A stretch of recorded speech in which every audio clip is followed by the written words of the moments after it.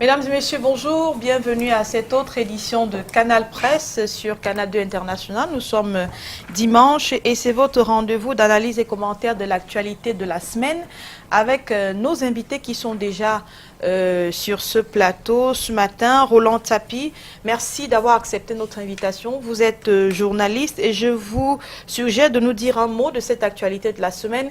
Ces athlètes camerounais qui ont fui le village des Jeux du Commonwealth cette semaine en Australie. Pourquoi, à votre avis, des jeunes Camerounais qui ont atteint ce niveau des compétitions choisissent encore l'immigration clandestine pour partir de notre pays? Bonjour Carole, bonjour à tous les téléspectateurs de Canal 2 International et tout le plaisir le mien de retrouver après un bout de temps ces téléspectateurs. Ces athlètes qui, malheureusement, je dois le dire ainsi, se retrouvent à l'étranger et trouvent qu'il est mieux pour eux de ne plus revenir au pays. C'est encore une autre image assez négative de notre pays qui est laissée ainsi. Nous avons longtemps expliqué que c'était à cause des conditions qui n'étaient pas favorables quant à l'épanouissement des jeunes dans le pays. Nous allons longtemps expliquer que le système mis en place pour l'insertion des jeunes, la création des emplois, l'industrialisation n'était pas suffisant pour permettre aux jeunes de s'épanouir localement. Nous avons longtemps expliqué que même sur le plan sportif, dans les différentes disciplines, ces athlètes qui sont déjà à un niveau de compétition, effectivement, trouvent que sur place, il n'y a pas toujours les infrastructures suffisantes qui leur permettent d'être de plus en plus performants, de s'épanouir dans leur discipline. C'est tout cela qui peut expliquer qu'ils arrivent et trouvent chaque fois l'occasion. Vous allez voir, parfois, ils se battent de manière très très forte pour être dans la délégation, pas parce qu'ils vont compétir forcément, parce qu'ils trouvent la passerelle qui va leur permettre de franchir la frontière. Et dès qu'ils ont atterri sur un sol étranger, ils trouvent que c'est une aubaine, ils font tout pour disparaître. Il ne faut pas oublier non plus que cela ne se fait jamais seul. Il y a surtout et toujours des complicités, soit avant et après cela, parce qu'il n'est pas entré dans la nature comme ça. Mais je trouve que pour ne pas encourager ce genre de choses, nous pensons toujours qu'il est mieux, quelles que soient les conditions qui sont les nôtres dans ce pays, de rester sur place, parce que ce n'est qu'ici qu'on pourra se battre ensemble, qu'on pourra lutter, qu'on pourra trouver ensemble des solutions pour sortir de là. Je pense toujours que si tout le monde prenait la solution de partir, finalement on va laisser le pays à qui? Si nous pensons que ça ne va pas, il faut bien que nous restions sur place. Et je les comprends tout en les condamnant en même temps. Merci à vous d'être venu. Maître Moustapha Ngwana, merci également. Vous êtes avocat au barreau du Cameroun. Vous êtes conseiller juridique national du Social Democratic Front. Un mot de football toujours. Les Lions de moins de 17 ans qui ont donc remporté cette semaine la Coupe de l'Unifac. C'est vrai que c'est une compétition de pas très grande envergure, mais on va dire que c'est une victoire qui fait du baume au moral, n'est-ce pas? On ne va pas cracher sur la victoire de nos compatriotes. On va tout juste regretter le difficile encadrement des jeunes footballeurs sur le plan national. Donc c'est des victoires qui arrivent un peu par surprise, comme la dernière Coupe d'Afrique des Nations. Donc vous voyez, nous sommes chauvins, nous sommes heureux que les nôtres nous aient ramené un nouveau trophée, mais les infrastructures, l'encadrement, les problèmes du football sont des problèmes qui sont lancinants et qui malheureusement jusqu'à ce jour ne trouvent aucune solution qui nous permette de pouvoir faire un ancrage durable dans l'avenir.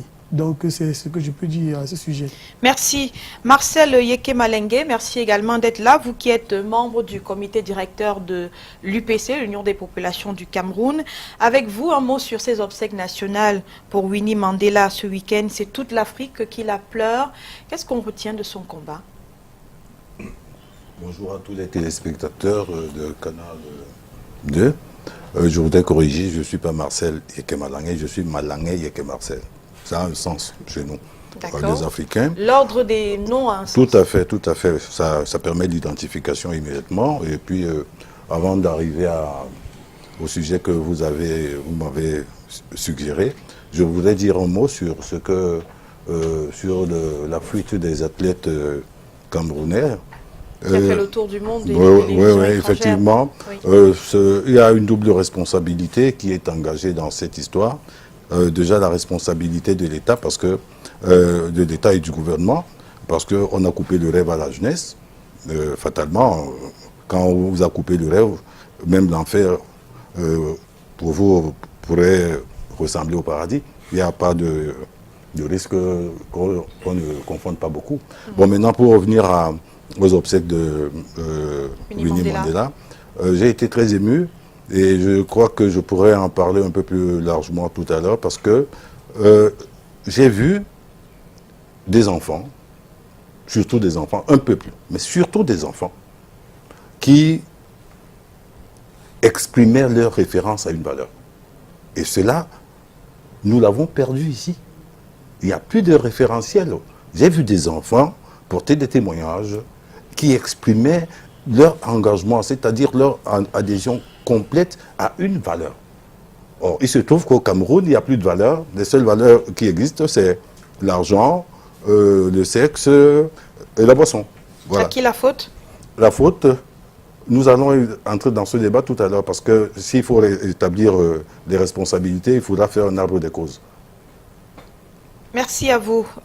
Tout à l'heure, c'est sûrement dans le sujet qui concerne les 70 ans de l'Union des populations du Cameroun. J'accueille également Jean-Paul Nanfac, bienvenue, expert en communication, marketing et stratégie. Vous êtes également premier adjoint au maire de Fongo-Tongo, militant du Rassemblement démocratique du peuple camerounais. Vous avez vraiment subi des attaques à Fongo-Tongo dans cette ville du département de la Ménois parce que ces derniers temps-ci, on a vu sur les réseaux sociaux, on a entendu des témoignages audio et des images qui étaient présentées comme celles venant de Fongo-Tongo, des populations qui subissent des attaques des sécessionnistes. Est-ce que c'est vrai? Eh bien, bonjour Carole. Je pense que tout le mérite vous revient d'avoir réussi à me débusquer à Fossonlela Market Square où je me trouve depuis pratiquement 10 ans pour m'amener, n'est-ce pas, sur ce grand plateau de Canal 2. Je viens de Fossonlela. Fossonlela est l'un des groupements de l'arrondissement de Fongo-Tongo. Fongo-Tongo, c'est 144 km². C'est une soixantaine des chefs traditionnels, c'est 65 000 habitants, c'est un chef supérieur de deuxième degré à Fongo-Tongo, un chef supérieur de deuxième degré à Fossonlela. Mais Fongo-Tongo, c'est aussi, comme vous le savez, un véritable scandale de la nature avec des grottes et des chutes, parmi lesquelles les chutes de Mami Oata, qui sont un patrimoine de l'UNESCO. Bien voilà, ce Fongo-Tongo-là est sans doute différent des Fongo-Tongo que vous avez eu sur les réseaux sociaux parce que notre Fongo-Tongo tel que je vous l'ai présenté avec cette carte postale n'a pas connu ce que vous avez dit. Et je dois d'ailleurs préciser que Fongo-Tongo partage des limites, pas de frontières. Nous sommes bel et bien au Cameroun, avec des populations de Wabane et d'Alo. Dans le LBLM. Dans le LBLM. Et nous vivons en parfaite symbiose. Je dois pouvoir dire que, en réalité, moi qui suis de Fossonlela, si je trouve un Morbing qui vient cogner ma porte à 1h du matin pour me dire que ça ne va pas, pour dire que Québec, comme on dit chez nous, je ne vais pas hésiter d'ouvrir la porte parce que ça, c'est mon frère et nous sommes des frères et sœurs. Pareil pour Ndenato et les gens d'Alo. Donc, en fait, il y a eu un incident, rappelez-vous, le 22 mars, qui a été dénoué comme vous connaissez. C'était dans la zone d'Asie, je crois bien. C'est dans les 40 km de Fongo-Tongo, donc c'est un peu comme entre Edea et Mbanga. Donc depuis ce jour-là, je dis bien depuis ce jour-là, nous n'avons eu aucun problème à Fongo-Tongo. Donc les auteurs de ces informations sur les réseaux sociaux faisant état de tirs nourris à Fongo-Tongo, en tout cas, ce n'est pas le Fongo-Tongo que je venais de vous présenter tout à l'heure et que, en tant que porte-parole de ces populations, nous allons prendre l'opinion nationale et internationale à témoin que pour le moment, on n'a aucun problème et que si on a un problème, nous saurons démasquer les auteurs de ces réseaux sociaux parce qu'en fait, ils sont de complicité peut-être avec des gens qui viendront dans le vrai Fongo-Tongo nous créer des problèmes. Nous attendons Alex Gustave Azébazé, directeur de publication du quotidien Le Messager, pour compléter ce panel. Et voici ce dont nous parlerons au cours de cette émission. C'est le menu de Canal Presse. Calez-vous bien dans votre fauteuil. C'est le moment que plusieurs préfèrent. C'est le déroulé du sommaire par Ghislain Pierre-Essonneau.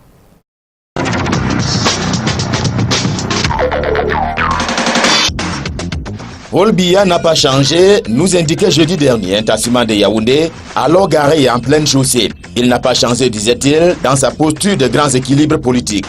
L'homme faisait allusion au texte présidentiel portant désignation des sénateurs, 30 au total. Dans un premier tableau, les amis du chef sont tous revenus au Sénat. Parmi les élus du président, citons Ibrahim Bombonjoya, le sultan roi des Bamoun. Citons Aboubakari Abdoulaye, le patron traditionnel de Rebouba. Takole Daïsala et plus encore, Marcel Nyandji Fenti. Tiens, le président du Sénat est là. Voyons, pourrait-il en être autrement, mes frères? On parlait là d'un inconditionnel du renouveau.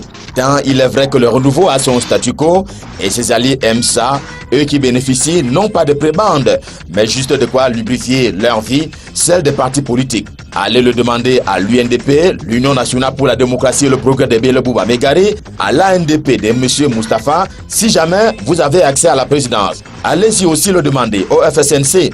D'ailleurs, il passe pour le meilleur allié de Paul Biya, même si on doit noter que le président sénateur qui siégeait sous le barreau de ce parti est parti. L'Union des populations de Cameroun, cette fois, n'est pas en reste. On a mis un suppléant du Sud-Ouest au Sénat. Cela fait les bonnes affaires de certains au sein de cette formation politique. Ces choses-là, Baba Amadou les vit maintenant à la télé. Lui qui, comme Peter Mafani Moussonga et Roland Mata, ont quitté la chambre haute du Parlement camerounais. Et moi, j'ignore pourquoi. À la fin, je note la distribution du pouvoir et des avoirs sous fond de reconduction d'une gouvernance jugée statique par certains. Cela dit que les récentes nominations des sénateurs sont une preuve qu'à Yaoundé, ça change peu, mais ça bouge beaucoup. UPC, la grand-mère a 70 ans.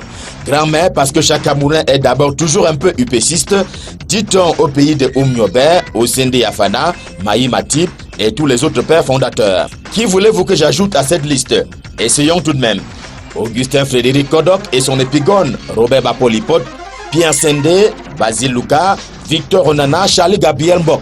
Ces Camerounais-là, dignes pour certains, sont tous les mêmes, mais sont tous différents.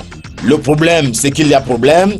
Il y a ceux qui s'opposent à l'adaptation et à la mutation du parti. Une posture jugée agricole par Robert Bapolipot, pour qui l'Union des populations du Cameroun a depuis cessé d'être un mouvement pour devenir un parti politique et donc participant à la vie des institutions. Discours de grand jour qui n'arrange pas tout le monde, d'où les congrès qui ambitionnent de tuer les présidents. Pourtant, le parti a des conseillers municipaux, des députés et maintenant un sénateur. Que faut-il faire? Qui tire les ficelles dans l'ombre? L'occasion des 70 ans de l'UPC donne à voir son état de santé et les défis qui interpellent le parti historique. Cette émission est un rendez-vous hebdomadaire.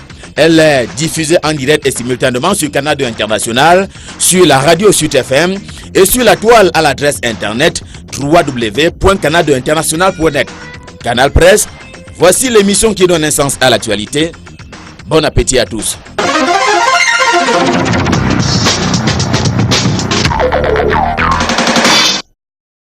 Merci Ghislain, Pierre et Sono, et on vous retrouve avec beaucoup de plaisir dimanche prochain. Il nous a retrouvés sur ce plateau, Alex Gustave Azé-Bazé, que j'annonçais déjà en début de cette émission, directeur de publication de Le Messager. Merci d'être venu. Alors, votre journal, il se porte bien? Merci Carole, bonjour à tous vos invités, bonjour à votre très important public. Je vous réponds comme je le pense. Le Messager se porte comme toute très petite entreprise au Cameroun. C'est-à-dire quoi? Qui a les difficultés de sa taille, mais une entreprise qui pendant longtemps a accumulé un certain nombre de déficits structurels et qui on travaille à les résorber. Et naturellement, chacun peut comprendre que dans la situation économique globale qui est celle du pays, mais dans le secteur spécifique qui est celui des médias, notamment les médias, la presse écrite, parce que Le Messager a un seul produit pour l'instant, c'est le journal que chacun voit, et qu'il y ait quelques soucis, quelques difficultés, mais nous travaillons à les résorber. Ça veut dire quoi concrètement? Parce que la vie telle que décrite par les reporters n'est pas du tout rose au Messager. J'ai pas l'impression. Comme dans plusieurs quotidiens de la presse camerounaise, dans plusieurs médias de la presse camerounaise. Heureusement que vous le dites vous-même, je n'ai pas l'impression que la situation soit...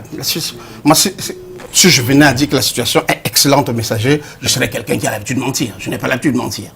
Évidemment, elle n'est pas pire qu'ailleurs. Elle n'est pas pire qu'ailleurs. Je ne dis pas ça pour pour exonérer les responsables du messager, dont j'en suis un, de leur devoir vis-à-vis à la fois du public, mais aussi du personnel. Parce que une entreprise ne se fait pas sans personnel, une entreprise ne se fait pas sans assumer ses charges courantes, une entreprise ne se fait pas ou ne tient pas sans assurer ses obligations légales, les impôts, la CNPS et consorts. Et je ne suis pas venu faire le bilan de ma gestion depuis bientôt 6 mois que je suis au messager, mais chacun peut comprendre que au cours de cette période-là, il y a un ensemble d'efforts qui sont faits, mais qui ne sont pas encore suffisants.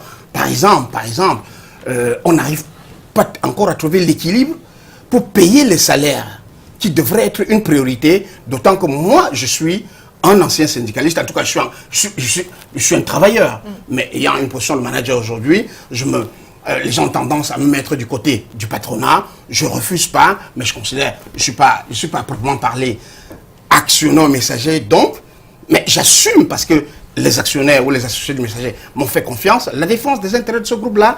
Et aujourd'hui, il y a quelques difficultés. Il y a eu, par exemple, la semaine qui s'est achevée, on a pu trouver dans les différents arbitrages qu'il faut faire. Parce que quand vous avez tous vos engagements courants à régler à vue, c'est-à-dire que vous devez payer l'imprimerie à vue, vous n'avez pas une capacité de procéder à, comment je le dis, à des renvois d'échéance, il y a des choix à faire. Merci. Nous avons fait un choix, on a essayé de payer comme sur l'ensemble, on va le dire comme ça, le personnel. Bon, il y a quelques-uns de mes collègues, je les appelle collègues, je les appelle pas collaborateurs, de mes collègues qui n'ont pas pu recevoir parmi les premiers leurs salaires, mais leurs salaires sont là. Ils le reçoivent progressivement. Désolé de vous avoir titillé sur cette question. Il n'y a pas de souci, c'est un devoir vis-à-vis du public. Et donc il y va de la survie de la presse camerounaise. On parle donc de ce Sénat qui est au complet après l'élection des 70 sénateurs le 25 mars dernier. Et le président de la République a donc nommé jeudi dernier 30 sénateurs. Roland Tsapi, c'est conforme à la Constitution, n'est-ce pas? On s'attendait à ce que dans un délai bien précis, le président nomme 30 sénateurs. Bien évidemment, pour ce cas précis, je crois que c'est l'une des situations dans lesquelles on trouve souvent que le président de la République est assez diligent dans, je vais dire, en nommant dans les délais prescrits les sénateurs qui étaient attendus.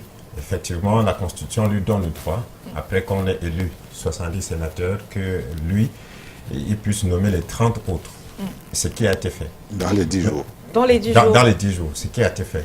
Bon, ça, ce sont les faits. Maintenant, si je peux y faire un commentaire, c'est que déjà, je trouve que il reste encore malsain que pour des postes électifs, ou plutôt pour des fonctions légiférantes, pour les membres d'un Sénat, qui doivent être ceux-là qui représentent l'ensemble de la population à un niveau, qui font les lois, qu'il y ait une partie de ces personnes-là qui soient nommées par le président de la République, les autres élus. Ça veut dire que sur le plan légal, on est en train de mettre sur le même pied d'égalité des gens qui bénéficient de la confiance du peuple, de la confiance de la population, que ceux qui ont été nommés de par la discrétion d'un individu fictif. C'est bien compris, M. Malanga. Excusez-moi, monsieur. Honnêtement, soyons honnêtes. Enfin, je vais me répéter, soyons honnêtes. Il est inadmissible, j'entends ce discours depuis longtemps, il est inadmissible que des gens s'attellent et mettent beaucoup d'énergie à soigner seulement les effets d'une maladie et laisser les causes. C'est-à-dire quoi? Je vais vous expliquer, ne soyez pas pressés, madame. Je suis là pour ça, n'est-ce pas? Bon, alors, ce que vous relevez là, ce sont des dispositions constitutionnelles et légales.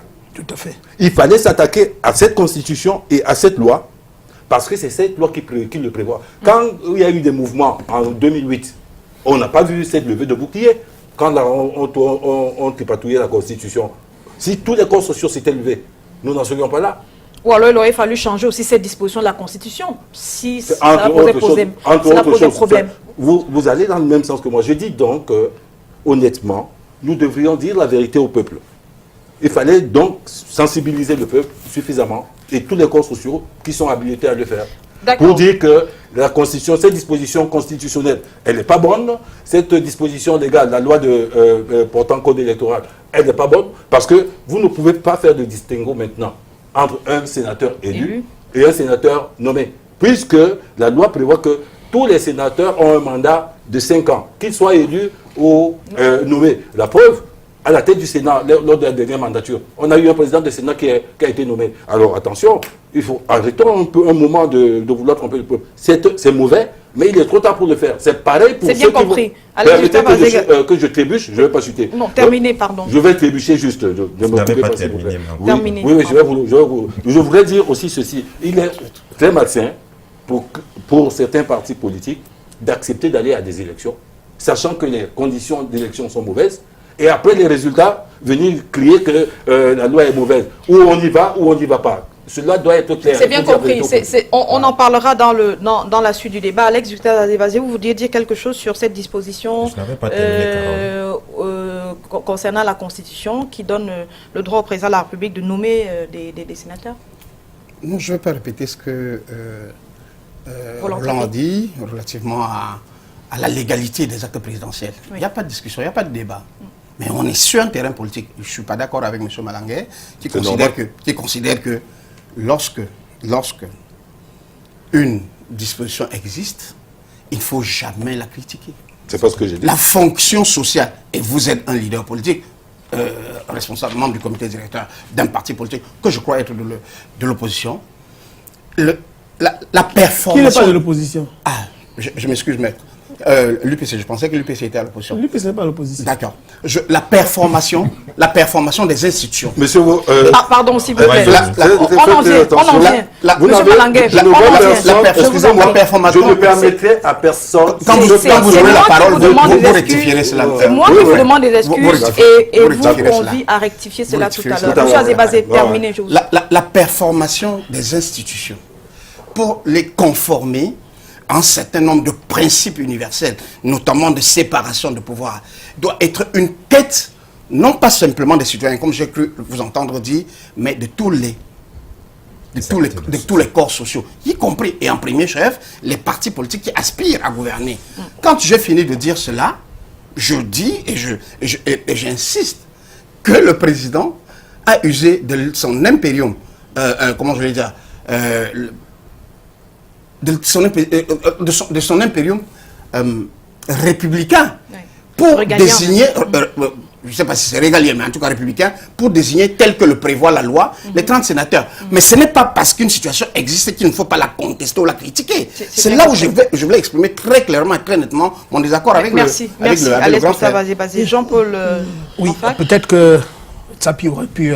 Roland aurait pu terminer, parce qu'en réalité, je vous fais comprendre que ça fait depuis 10 ans que moi je suis à Fossons-Aller Market Square. Moi je suis les débats dominicains à la télé, sur les plateaux. C'est les mêmes choses, les mêmes critiques. Alors moi je suis à peu près d'accord avec vous tous qu'il faut avancer de toutes les façons. Parce qu'il faut donc informer le lecteur, enfin je veux dire les lecteurs, n'est-ce pas, et vos militants, qu'en réalité, lorsque cette situation est comme ça, il faut trouver d'autres stratégies pour changer. Et on avance, et en attendant, on est en train d'avancer. Moi je pense qu'aujourd'hui là, le Sénat est là, le président de la République a respecté, n'est-ce pas, un certain nombre d'engagements. Vous reconnaissez qu'au moins il a été diligent à ce niveau. Maintenant, c'est demain. Essayons donc de réfléchir comment est-ce que ce Sénat devrait fonctionner mieux, le Sénat 2 plus que le Sénat 1, et comment est-ce qu'on peut maintenant saisir l'opportunité de la création du ministère de la décentralisation pour qu'effectivement cette décentralisation soit effective. Je pense qu'en ce niveau, on pourrait avancer. On a déjà dit, même ce dimanche particulièrement, ou dimanche dernier, on était toujours sur les mêmes débats et sur les critiques, et ça ne permet pas d'avancer. C'est bien compris. Restons sur les curiosités des nominations, maintenant que le Sénat est au complet. Je reviens à vous, M. Malangué, pour parler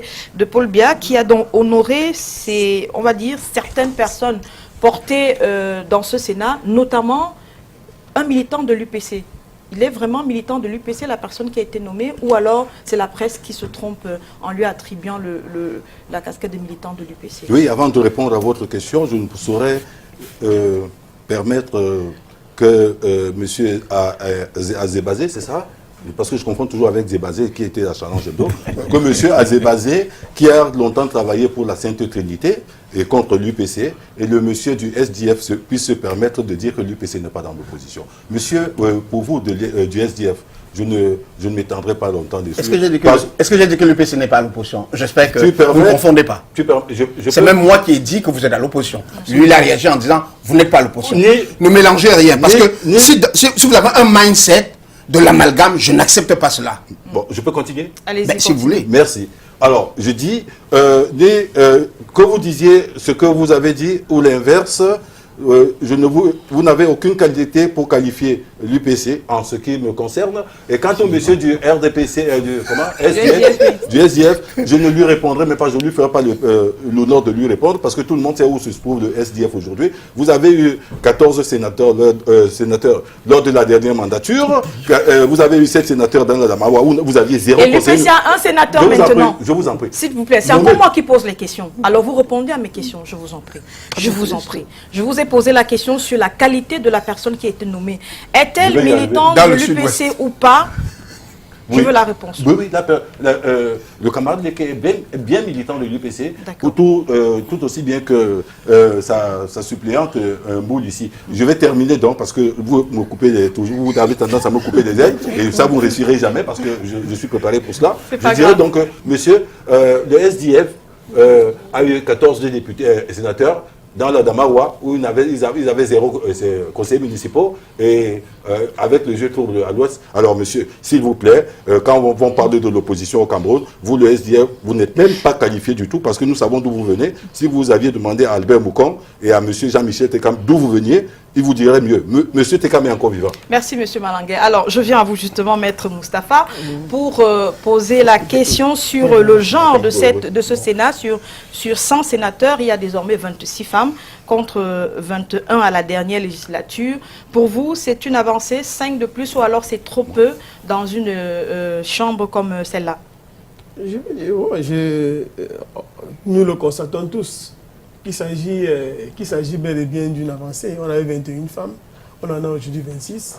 C'est tellement qu'il faudrait qu'il y ait encore davantage de femmes représentées dans les institutions politiques.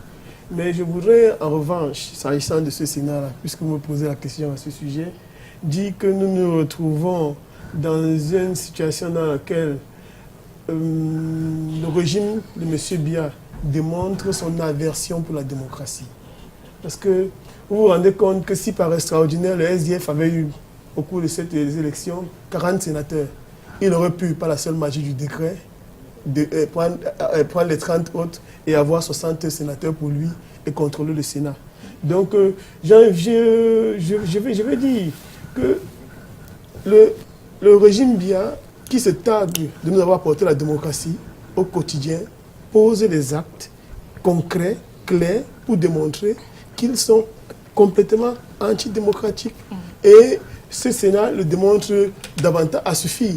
J'aurais pu penser que, en nommant les 30 personnes, que la société civile, les journalistes ont un syndicat, les membres du barreau. Il y a un journaliste qui a été nommé. Oui, mais je comprends, mais les syndicats, les journalistes, tout ça, les gens auraient pu être nommés également. Il y a un éventail de personnes qu'on aurait pu nommer pour donner une véritable coloration nationale à ce Sénat. Mais vous vous êtes rendu compte que ce sont des copains, et j'ai envie de dire des grabataires, des personnes qui ont déjà tout reçu de la République et qui n'aspirent qu'à un véritable repos, qui se retrouvent malheureusement au Sénat et doivent être appelés à décider. Elles sont appelées à décider pour les jeunes générations auxquelles elles ne pensent pas du tout. Donc c'est fort regrettable. Jean-Paul Nanfa, regardons les résultats ou bien la composition de ce Sénat final, de répartition calculée par Camon Tribune cette semaine. Le RDPC a donc 87% des sénateurs, le SDF 7%, l'UNDP 2%, la NDP 1%, l'UPC 1%, le FNC 1%, le MDR 1%. Alors, on en vient encore à une majorité, on va le dire, un peu écrasante, non, du RDPC? Ben, ça veut dire tout simplement que le RDPC est maître du jeu. Le RDPC est maître du jeu et je dois pouvoir dire que sur l'ensemble du territoire national, ces élections se sont très très bien déroulées. Je pourrais vous prendre le cas de l'Ouest parce que, en passant, j'étais candidat aux primaires. il y avait 3 listes au total. Sur les 3 listes, on a finalement obtenu une liste consensuelle. Donc vous aurez pu être sénateur sur ce plateau aujourd'hui. C'est pas grave, parce que je pense qu'au niveau du parti, le comité central a choisi les meilleurs. On a préféré les administratifs aux politiques. Bon, disons Vous néanmoins... êtes un politique, on a préféré le professeur Anaclé. Pas forcément, pas forcément. Je pense que les états de service sont là. Il y a plusieurs critères au niveau du comité central pour sélectionner. C'est vrai que c'est discrétionnaire, mais il y a les critères des états de service, il y a les critères, n'est-ce pas, de carrure, il y a les critères de genre, il y a le critère de... Non, le genre par rapport à plus d'autres candidats. Maître, je viendrai avec vous tout à l'heure. Vous ne pouvez pas dire, maître, vous ne pouvez pas dire tout à l'heure qu'il n'y a pas de démocratie au Cameroun, alors que vous avez promis d'émissionner depuis qu'il y a des problèmes et vous restez toujours dans le parti, dans le jeu politique, donc je ne comprends pas. En réalité, quand spécialiste de droit que vous êtes... Vous venez de dire tout à l'heure qu'il n'y a pas de démocratie au Cameroun. Je continue, s'il vous plaît, je continue. Je termine en disant que, en réalité, il y a donc des critères et on sélectionne les meilleurs. Nous sommes très heureux que les chargés de mission du comité central ont choisi les meilleurs. Et je dois vous dire que sur notre liste, nous qui étions 3e, c'est là où Majesté Ténissé est venu et c'est là où le docteur Boubacar, qui nous suit certainement à Foumbal, est venu. Donc, nous sommes fiers de ce qui a été fait à l'ouest et je pense que dans l'ensemble du territoire, c'était bien également.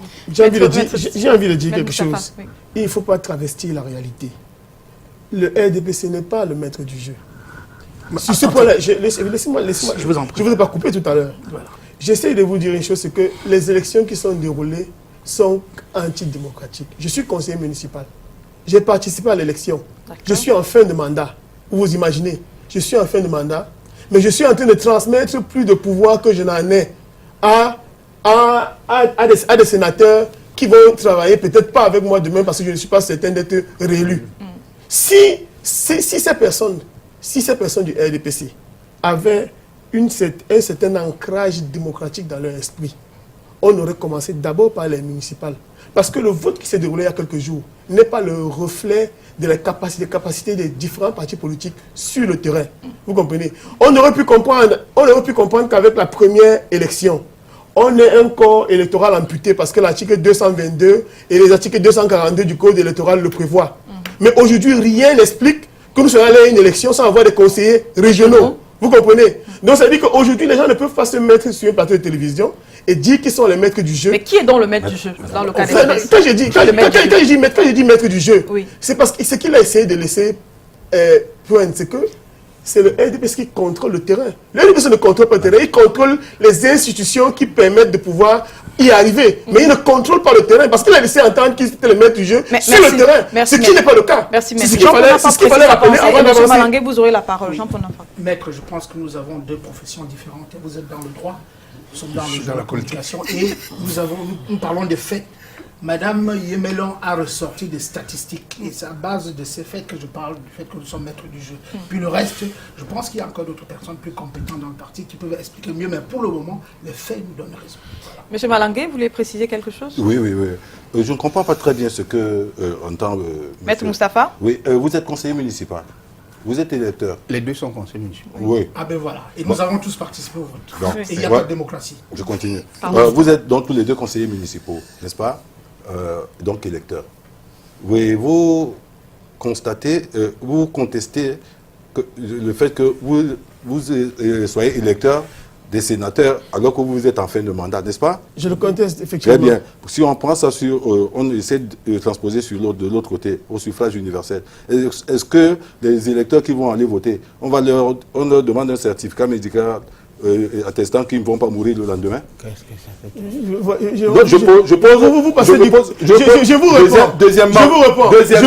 Deuxièmement, je n'ai pas terminé. Je termine. Je vous en prie. On va évoluer sur la question. Quand je disais tout à l'heure, c'est pas qu'il ne faille pas contester certaines choses. Mais je disais, monsieur Azeba, vous n'avez pas été attentif. Je disais qu'il faut éviter de tromper le peuple en s'attaquant aux conséquences d'une maladie plutôt qu'à ses causes, n'est-ce pas? Donc, monsieur, quand il dit que les conseillers régionaux et tout ça, mais vous êtes un juriste. L'article 242 du code électoral dit quoi? Qu'en l'absence des conseillers régionaux, les conseillers municipaux sont exclusivement... Donc, je vous réponds sur ce point en vous disant bien et bien. Écoutez, je vous dis, parce que je connais la loi sur ce point. La loi vous dit, en cas de mise en place du Sénat, de mise en place du Sénat avant les régions. Les conseils municipaux sont seuls appelés à voter. Mais seulement, nous ne sommes plus au niveau de la mise en place. Nous sommes au niveau du renouvellement du Sénat. Oui. Et lorsqu'on entend parler de renouvellement, on n'est plus dans le domaine de la mise en place, quand on parle de mise en place, on est en train d'instituer, d'instaurer, ce qui n'est plus le cas aujourd'hui. On l'aurait compris dans le premier Sénat. On l'aurait compris dans le premier Sénat. Mais aujourd'hui, on est en termes de renouvellement du Sénat. Il est impossible qu'on puisse, si on est dans un état véritablement démocratique, merci. que le corps électoral soit amputé. On passe à autre chose. Roland Sapi, pardon. Monsieur Malangué, je viens à vous par une question. Vous êtes juriste, mais vous n'avez pas bien lu. Monsieur Malangué. Voilà la loi. Je vous permets de revenir à la loi tout à l'heure. Oui. Le temps de Votre juridisme, là, il faut faire attention. Monsieur Tsapi, le RDPC, disons, a été cité cette semaine par l'œil du Sahel, comme quoi la nomination d'un deuxième sénateur de l'UNDP est l'issue d'un deal avec le RDPC. L'œil du Sahel dit bien que, en citant une source proche de Bello Bouba Maïgari, le RDPC a menacé l'UNDP de ce que sa liste venait à être, si sa liste, venait à être disqualifiée dans la Damawa, il ferait voter la liste SDF contre la sienne comme en 2013. Et il a proposé un accord que l'UNDP n'a pas refusé. Cet accord s'est traduit par la nomination de Jafarou Mohamedou, ex-député UNDP. Alors, est-ce que ça ne rejoint pas ce que M. Nanfa disait tout à l'heure, de ce que finalement, c'est quand même le RDPC qui fait le jeu sur le terrain, qui désigne, qui choisit, qui va être élu dans une circonscription comme la Damawa, au détriment d'une autre personne? Il n'y a jamais eu de doute par rapport à cela. D'abord, et avant de continuer, je viens préciser ma pensée qu'on a interrompue tout à l'heure, en priant qu'elle ne soit plus interrompue. Je disais tantôt que le président Biya a été diligent dans la nomination du Sénat tel que la Constitution le prévoit, mais en regrettant également qu'il ait ce pouvoir-là. Et ce que j'étais en train de vouloir dire, ce que Alex a répété un peu après, c'est que il faut maintenir constant dans l'opinion publique que cela n'est pas normal, que de tels pouvoirs soient donnés à un individu. Parce que ce n'est pas parce que c'est déjà passé qu'on doit se taire désormais là-dessus. Il faut toujours le rappeler chaque fois que l'occasion est donnée, parce que c'est une disposition qu'il faudra, dans les meilleurs délais, pouvoir élaguer de la loi fondamentale pour pouvoir avancer sur un certain nombre de choses. Maintenant, sur le contrôle du terrain par rapport au Sénat, comme je disais, il n'y a jamais eu de doute par rapport à ce que c'est le RDPC qui définit les règles du jeu, désigne qui il veut, où il veut, quand il veut, en fonction des deals qu'il a avec tel ou tel. Sinon, comment expliquer qu'en 2013, par exemple, STF ait eu 7 sénateurs dans la Damawa, où il n'a même pas... En 2013. 2013, c'est ce que j'ai dit. Où il n'y a même pas un seul conseiller. Voilà. Et aujourd'hui, il est incapable d'avoir ces mêmes sénateurs dans la Damawa, pire, même à l'ouest. Et c'est plutôt dans le nord-ouest maintenant que le STF arrive à avoir... On peut également penser qu'il y a eu un autre deal là-bas. Parce que le RDPC était supérieur. Oui, parce que le RDPC était... Mais la marge était très faible dans le nord-ouest. Et le nord-ouest, c'est quand même le fief électoral du SDF. Mais n'oubliez pas également qu'en 2013, le SDF avait pris le conseil municipal. Avait pris le conseil municipal dans le nord-ouest. Oui, et que 40 conseils municipaux. N'oubliez pas. Et avec l'élection SDF. Permettez qu'il termine. Il y a démocratie. Roland Sapi termine, je vous en prie. Je vous prie de me laisser parler. Et après, quand vous aurez pris la parole, vous contesterez ce que vous pouvez contester. Je continue en disant ceci. Le RDPC décide, choisit où est-ce qu'il y aura un sénateur et de quelle coloration il y en aura. Vous n'avez qu'à regarder sur le dernier Sénat. Des urnes sont sorties, 2 couleurs politiques, le RDPC et le STF. Le président Biya a décidé d'en ajouter. C'est lui, le président du RDPC, qui décide d'en ajouter, ce n'est pas autre personne. Mais c'est le président de la République aussi dans ces actes-là. Qui joue de ses pouvoirs régaliens, je n'en dis qu'on ne vient pas. Mais il aurait bien pu, s'il voulait nommer des militants du RDPC pour compléter. Rien ne l'obligeait à nommer des militants de l'opposition. Donc, ce que j'étais en train de dire, c'est que le contrôle, le pouvoir que le RDPC a sur le terrain par rapport au choix des hommes politiques, on ne le conteste pas aujourd'hui.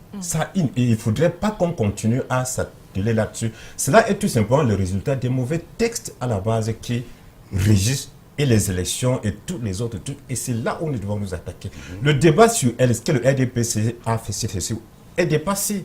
C'est un fait, c'est un constat, on ne peut rien. C'est bien compris. Les textes sont là et s'il faut y faire quelque chose, il faut s'attaquer au texte. Il faut s'attaquer au texte. Alex Justin Bazé, il a été annoncé que le président de la République allait nommer des militants du SDF. Et dans une certaine mesure, votre journal a traité de cette question. Au final, au jeudi soir, lorsque la liste est rendue publique, pas de militants du SDF. Qu'est-ce qui s'est passé? D'abord, je crois qu'il faut éviter, comme j'ai entendu quelques amis du SDF reprocher aux messagers d'avoir pu donner droit à ces spéculations de coulisses liées quand même aux rencontres entre des gens qui physiquement se rencontrent, et se voient et parlent des choses et qui nous reviennent. Je rappelle toujours à mes amis du SDF ou à ceux de l'UPC ou à ceux du RDPC, parce que j'en ai, que les négociations entre le SDF et le RDPC, c'est nous le messager. En, je crois, 1997 ou 98, après l'élection présidentielle 97, alors que personne ne savait que ces négociations avaient lieu, c'est nous qui les avions révélées. Les négociations nocturnes de Bankolo. Évidemment, s'il s'était agi d'une procédure pour nommer des individus et que ces personnes-là n'étaient pas finalement, ne finissent pas par être nommées, on aurait dit non, il n'y a jamais rien eu. Pour dire quoi? Pour dire que nous assumons de dire que c'est même mieux que ça se passe comme ça, que des acteurs politiques se parlent. Mais comme je l'ai écrit dans un article, il est important qu'ils se parlent dans l'intérêt des Camerounais.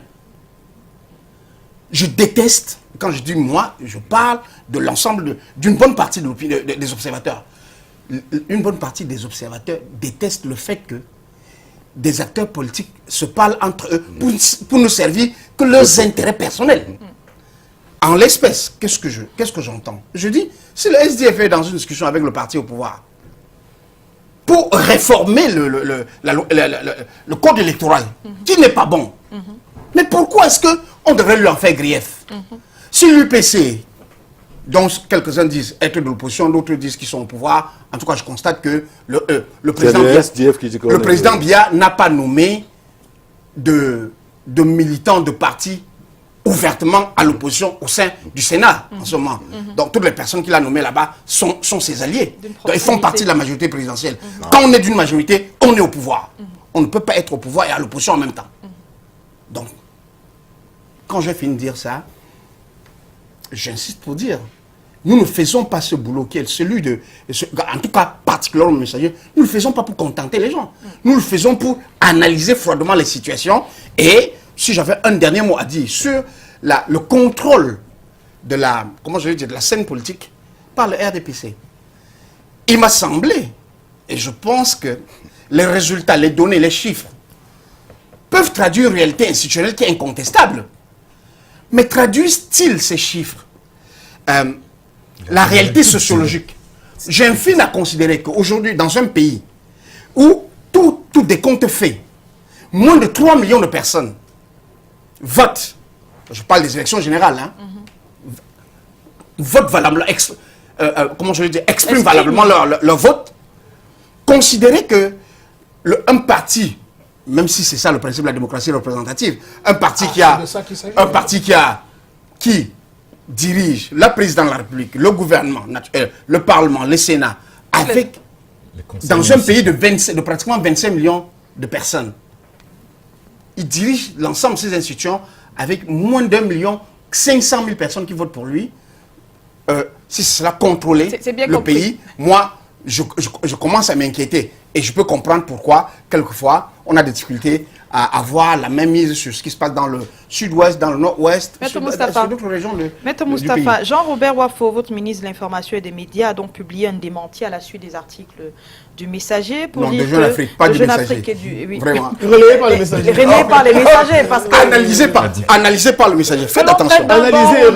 Analysé par le Messager. Relayé avant. Pardon, on va même peut-être dire amplifié par le Messager, parce que on parle bien de la perception de l'opinion camerounaise qui se construit souvent autour d'une des médias camerounais. Donc, est-ce que le fait qu'un militant SDF n'a pas été nommé est la preuve qu'il n'y a pas eu de rapprochement à la fin entre M. Froundi et M. Biya? Vous, dans votre question se trouve effectivement la réponse. Et vous-même, tout à l'heure, M. Azib... Parce que vous semblez contester et le rapprochement en expliquant que comme quelqu'un n'a pas été nommé, ça veut dire que M. Biya et M. Froundi ne se sont jamais vus. Mais moi, je dis, est-ce que le fait qu'un militant n'ait pas été nommé veut dire qu'ils ne se sont pas rencontrés, comme M. Azébazé le disait tout à l'heure? En tout cas, nous, on n'a jamais écrit que Biya et Froundi se sont vus. Hein. Vous savez, mais nous savons que des leaders du RDPC et des leaders du SDF se rencontrent et se sont rencontrés. Et Biya et Froundi ne se sont jamais vus. Vous savez, je ne sais rien. Vous savez, Pas jamais peut-être, mais dans le cas d'espèce. Dans le cas d'espèce, dans le cas pour les sénateurs. Vous savez, je vais parler pour ce que je sais de cette actualité-là. Il vaut mieux, oui. Vous comprenez? Le SDF n'a mené aucune tractation avec le RDPC. D'accord. Et malheureusement, ça fait plus de 25 ans qu'on nous accuse de tractation avec le RDPC. Certains sont au gouvernement. Nous n'y sommes pas. Nous n'y sommes pas, mais curieusement, nous sommes ceux sur qui on tire le plus. Je ne sais pas si c'est une forme de schizophrénie qui s'est emparée de bon nombre d'entre nous, sans vouloir être insultant. Mais vous constaterez malheureusement que tout le monde parle du SDF comme étant en collusion avec le RDPC, mais il n'y a aucun acte concret pour pouvoir l'établir. Tout à l'heure, quand j'ai parlé de l'UPC a participé au gouvernement. Le FSNC participe au gouvernement, l'UNDP, l'NDP. Oui. Et vous voyez. Mais quand vous l'entendez parler, ils vous disent, et ils s'offusquent quand on dit qu'ils ne sont pas des partis d'opposition. Ce ne sont pas les funérailles d'une épouse d'un responsable de l'UPC que M. Biya a financé à fort. Non, c'est bas ça. Merci Moustapha. Terminez, je vous en prie, M. Donc nous sommes habitués, j'ai envie de dire, que Jeune Afrique et le messager, c'est-à-dire qu'on parlait du sexe des anges. C'est-à-dire que c'était de la pure spéculation. C'était complètement imaginaire et ils le savent en Pour face. le cas de... Ils le savent en face. Il a prétendu qu'il y avait des négociations, qu'on peut avoir des négociations entre hommes politiques pour des questions qui intéressent la vie de la nation. Mais dans le cas d'espèce, il oublie de dire que les négociations auxquelles ils ont fait référence portaient sur le Sénat, sur la composition du Sénat, sur l'éventuelle constitution d'un groupe du SDF au Sénat avec l'appui des sénateurs qui auraient été nommés. Mais le SDF n'attend aucune nomination du RDPC et n'en attendra jamais. Contrairement à ce que certaines personnes semblent vouloir prétendre pour caporaliser l'opinion. Parce que mais malheureusement, je me rends compte également de ce que les appareils idéologiques de l'État, comme on dit dans la sociologie politique, jouent très bien leur rôle de sape. Les boules puantes, elles sont là depuis que nous avons un candidat qui a même de pouvoir bousculer les lignes. Il y a les boules puantes qui sortent tous les jours. Mais rassurez-vous, en octobre, le SDF sera étudié. Jean-Paul Nafag, en attendant. Non, je vais permettre à M. Malangué de prendre la parole sur cette même question, je vous en prie. Une réaction. Oui, je voudrais tout simplement relire une disposition de la loi électorale, article 242 du Code électoral.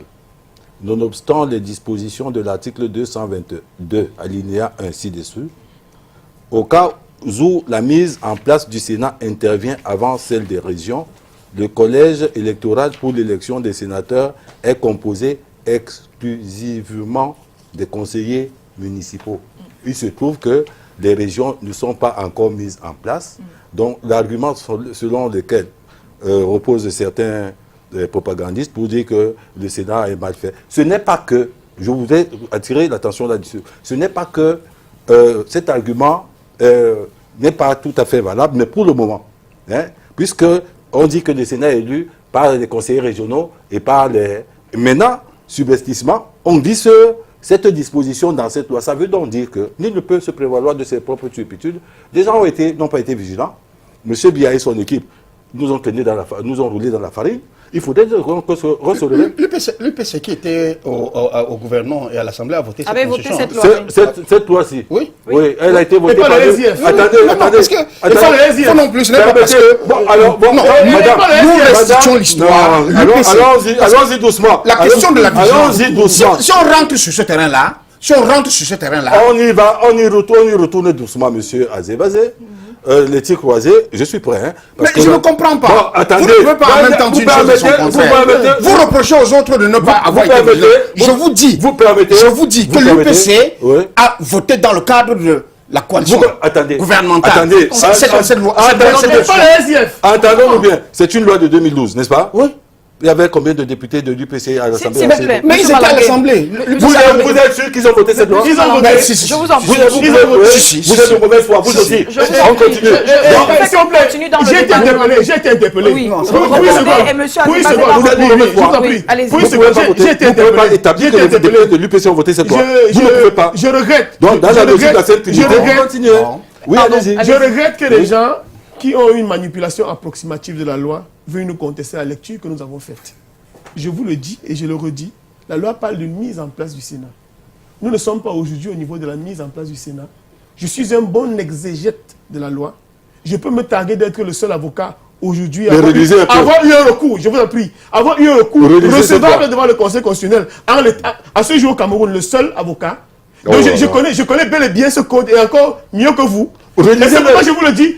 Aujourd'hui, on n'est plus au niveau de la mise en place du Sénat. Si le gouvernement Biya faisait la prospective immédiatement après la mise en place du Sénat, les régions auraient dû être créées. Et on n'aurait pas la crise anglophone que nous avons aujourd'hui, qu'on aurait pu désamorcer. C'est de cela qu'il est question. Ça, c'est de la propagande. Merci. C'est de la propagande que vous faites. Permettez qu'on évolue dans le débat. Vous ne lisez pas la loi.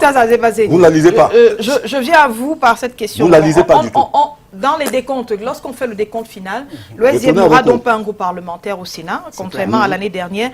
Comment est-ce qu'on peut fonctionner et peser dans le contrôle de l'action gouvernementale quand on n'a même pas un groupe parlementaire? Très compliqué, très compliqué. Je peux vous dire que si mon secret espoir était que le président Biya, je suis désolé, en tant que républicain, et qui fondamentalement croit que le débat parlementaire ne peut avoir aucun sens sans groupe d'opposition. J'étais de ceux qui, secrètement, pensaient, soutenaient, même si on avait demandé mon avis, que des conseillers municipaux, des sénateurs ou des personnalités apparentées au SDF ou appartenant au SDF soient nommés pour que ce parti-là ait un groupe parlementaire. Je le dis et je l'assume. Parce que parmi les intérêts, justement, quel serait l'intérêt de s'il vous plaît, parmi les intérêts de la démocratie, pour laquelle le messager est un ensemble de Camerounais. Il y a une référence. Il y a pour laquelle le messager est un ensemble de Camerounais. Non, il ne peut pas. Il ne peut pas. Je suis un débatteur né. La démocratie pour laquelle le messager est un ensemble de Camerounais milite avant un certain nombre de partis, peut-être pas vous. Dieu merci. Non, peut-être pas l'UPC que je connais. Cette démocratie-là, c'est une démocratie qui doit s'articuler autour d'une majorité qui gouverne et une opposition qui, dans le cadre des institutions, est en capacité de faire des propositions de loi, de porter des amendements. De jouer son rôle institutionnel. De jouer son rôle institutionnel. Dès l'instant où nous n'avons pas d'opposition qui, dans les institutions, peut faire ce travail-là, nous courons le risque que la rue, que des gens se mettent en bourse pour exprimer des choses qui ne sont pas relayées, ou les complaintes qui ne sont pas relayées dans les institutions. C'est pour cela que, contrairement à ce que un certain nombre de gens peuvent penser, en tout cas, si nous, au messager, on n'a pas exclu l'idée que le président de la République, dans un éclair, comment je vais dire, de considération pour le pluralisme, aurait pu, justement, désigner... Quel serait son intérêt à le faire? Vous parlez de son intérêt, je parle de l'intérêt du Cameroun. Je parle de l'intérêt de la démocratie du Cameroun. Vous parlez de l'intérêt... Donc vous êtes dans les logiques d'intérêt personnel. Moi, je suis dans les logiques de fonctionnement. Permettez que Jean-Paul Nanfa réagisse. Donc il n'y aura pas d'opposition parlementaire. En tout cas au Sénat, nous verrons... Vous voulez les faveurs, vous demandez des faveurs à quelqu'un. Le groupe parlementaire n'est pas seulement une question de faveur. Ça permet à la démocratie de respirer, de fonctionner. Merci, monsieur. Peut-être sans doute vous le savez pas. Vous avez la parole. J'ai fait des études de droit d'institution. Laissez tomber. Merci. Laissez tomber ça. Vous ne pouvez pas demander des faveurs à quelqu'un et le combattre. Moi, je ne demande pas des faveurs. Je ne demande pas à être nommé. À l'introduction de ce débat, j'ai fait Nous, on n'est pas dans cette logique. De Fongo Tongo au menu je pensais que ce menu devrait être un peu digeste parce que je me retrouve dans les mêmes foires, empoignades de discussions que je suis depuis 10 ans. Et je suis désolé de vous dire que lorsque je confirme que le RDPC est maître de jeu, je ne peux pas dire plus. Et si vous continuez à me poser des questions, je n'aurai plus d'autre choix que de faire appel à mes avocats. Bon, je ne veux plus reprendre. Et comment vous comptez travailler? Est-ce que maintenant que le processus, on va le dire après la nomination des 30, il y a quand même la désignation du président du Sénat, qui est la deuxième personnalité du pays. Est-ce que cette désignation a des enjeux à votre avis? Sans faire appel à vos avocats. Vous reposez la même question, madame. Non, dans le contexte actuel, est-ce que il a dit que ça n'intéresse pas les Camerounais de savoir qui est président du Sénat ou non. C'est ce qu'il dit. Non. Du Cameroun. Alex, monsieur le directeur de publication, pour le moment, le messager est fort dans ça. Oui. Moi, je ne peux pas lire une lettre dans l'enveloppe. Une lettre dans l'enveloppe. Oui. Pour le moment, il faut attendre la mise en place avec la nomination des différents responsables. En ce moment, vous pourrez poser cette question, pas forcément à moi, parce que je ne suis pas certainement habile à monter sur le mont Cameroun, aller sur le mont Brandengumba, aller partout pour expliquer des choses. Moi, je pense que le RDPC est un parti organisé. Il y a des spécialistes au niveau du comité central qui peuvent répondre à un certain nombre de préoccupations. Et que ce ne soit pas seulement un débat de télévision. J'ai envie même de demander si, au niveau des chaînes de télévision comme Canal 2, vous organisez des enquêtes. Il faut faire un diagnostic pour voir l'impact des émissions de week-end, en fait, des débats. Est-ce que ça a un impact sur la vie politique? Je ne dis pas que c'est mauvais. Je dis tout ça. Moi, je suis un stratège. Je dis que ça nous permettrait de comprendre. Vous qui devrez nous répondre, parce que vous êtes le stratège, vous êtes l'expert. Mais en attendant, comme ce n'est pas le menu, je vous repose la question. Oui. Nous avons, après la nomination des 30, il va falloir passer à la désignation du président du Sénat. Alors, cette désignation, je rappelle bien que le président du Sénat est la deuxième personnalité du Cameroun. Est-ce qu'il y a des enjeux autour de la désignation, sans que vous ne soyez militant du RDPC, si vous êtes présenté comme un expert en marketing et communication, alors je vous demande, est-ce qu'il y a des enjeux dans la désignation de la deuxième personnalité du Cameroun? Voilà, madame, une fois de plus, avec ce harcèlement, je ne suis pas devant un procureur de la République. Voilà. Et pour cela, je dis que je ne peux répondre à votre question qu'en présence de mes avocats. Voilà. Moi, je pense que c'est clair. Et nous pouvons avancer.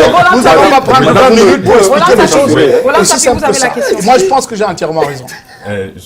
Évidemment, devant la démission de M. Nanfa, conseiller municipal, je prends le relais parce qu'effectivement, il faut le comprendre. Exact. C'est l'habitude de la langue du bois dans le RDPC. Il ne répond pas parce qu'il sait exactement quelle est la réponse.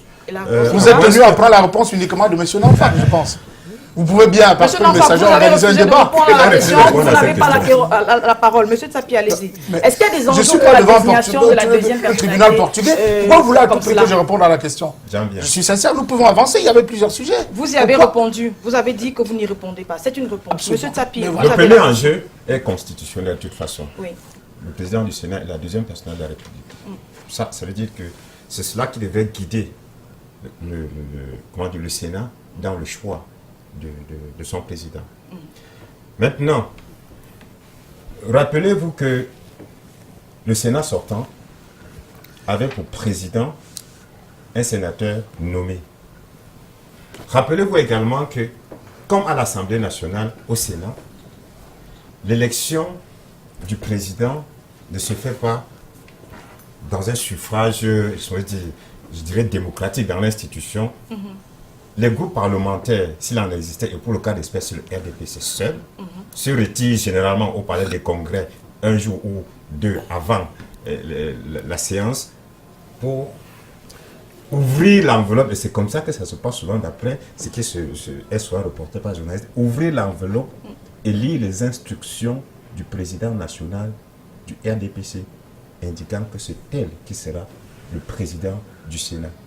Et c'est cette enveloppe, ou bien c'est cette information qui est retournée, puisque c'est le groupe parlementaire du RDPC qui est le seul majoritaire, qui vient s'appliquer à l'Assemblée nationale. Donc, en fait, le mécanisme que c'est les partis qui désignent des candidats. Ce sera le même. Okay. Maintenant, en nous appuyant sur le passé, on peut déjà supputer que ça va être le même, parce qu'on a vu que ça se passe de la même façon à l'Assemblée nationale depuis presque 23 ans, où le même est nommé suivant le même mécanisme et est élu, entre guillemets, après, à l'Assemblée nationale. Qu'est-ce qui pousserait aujourd'hui, par exemple, on se serait attendu à ce que M. Nert ne soit plus renommé comme sénateur. Il a été, et j'ai de fortes raisons de penser que c'est le même qui risque d'être reconduit à la tête du Sénat une fois de plus. Et maintenant que le Sénat est au complet, parlons des attentes vis-à-vis de cette institution.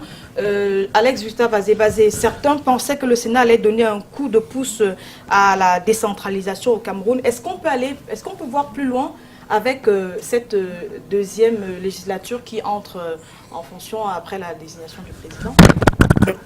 Ton micro. Je suis sans doute assez critique par rapport au fonctionnement des institutions camerounaises qui sont carrément caporalisées par l'exécutif dans un système qui est hyper centralisé, hyper présidentialiste. Mais quand je finis de dire ça, il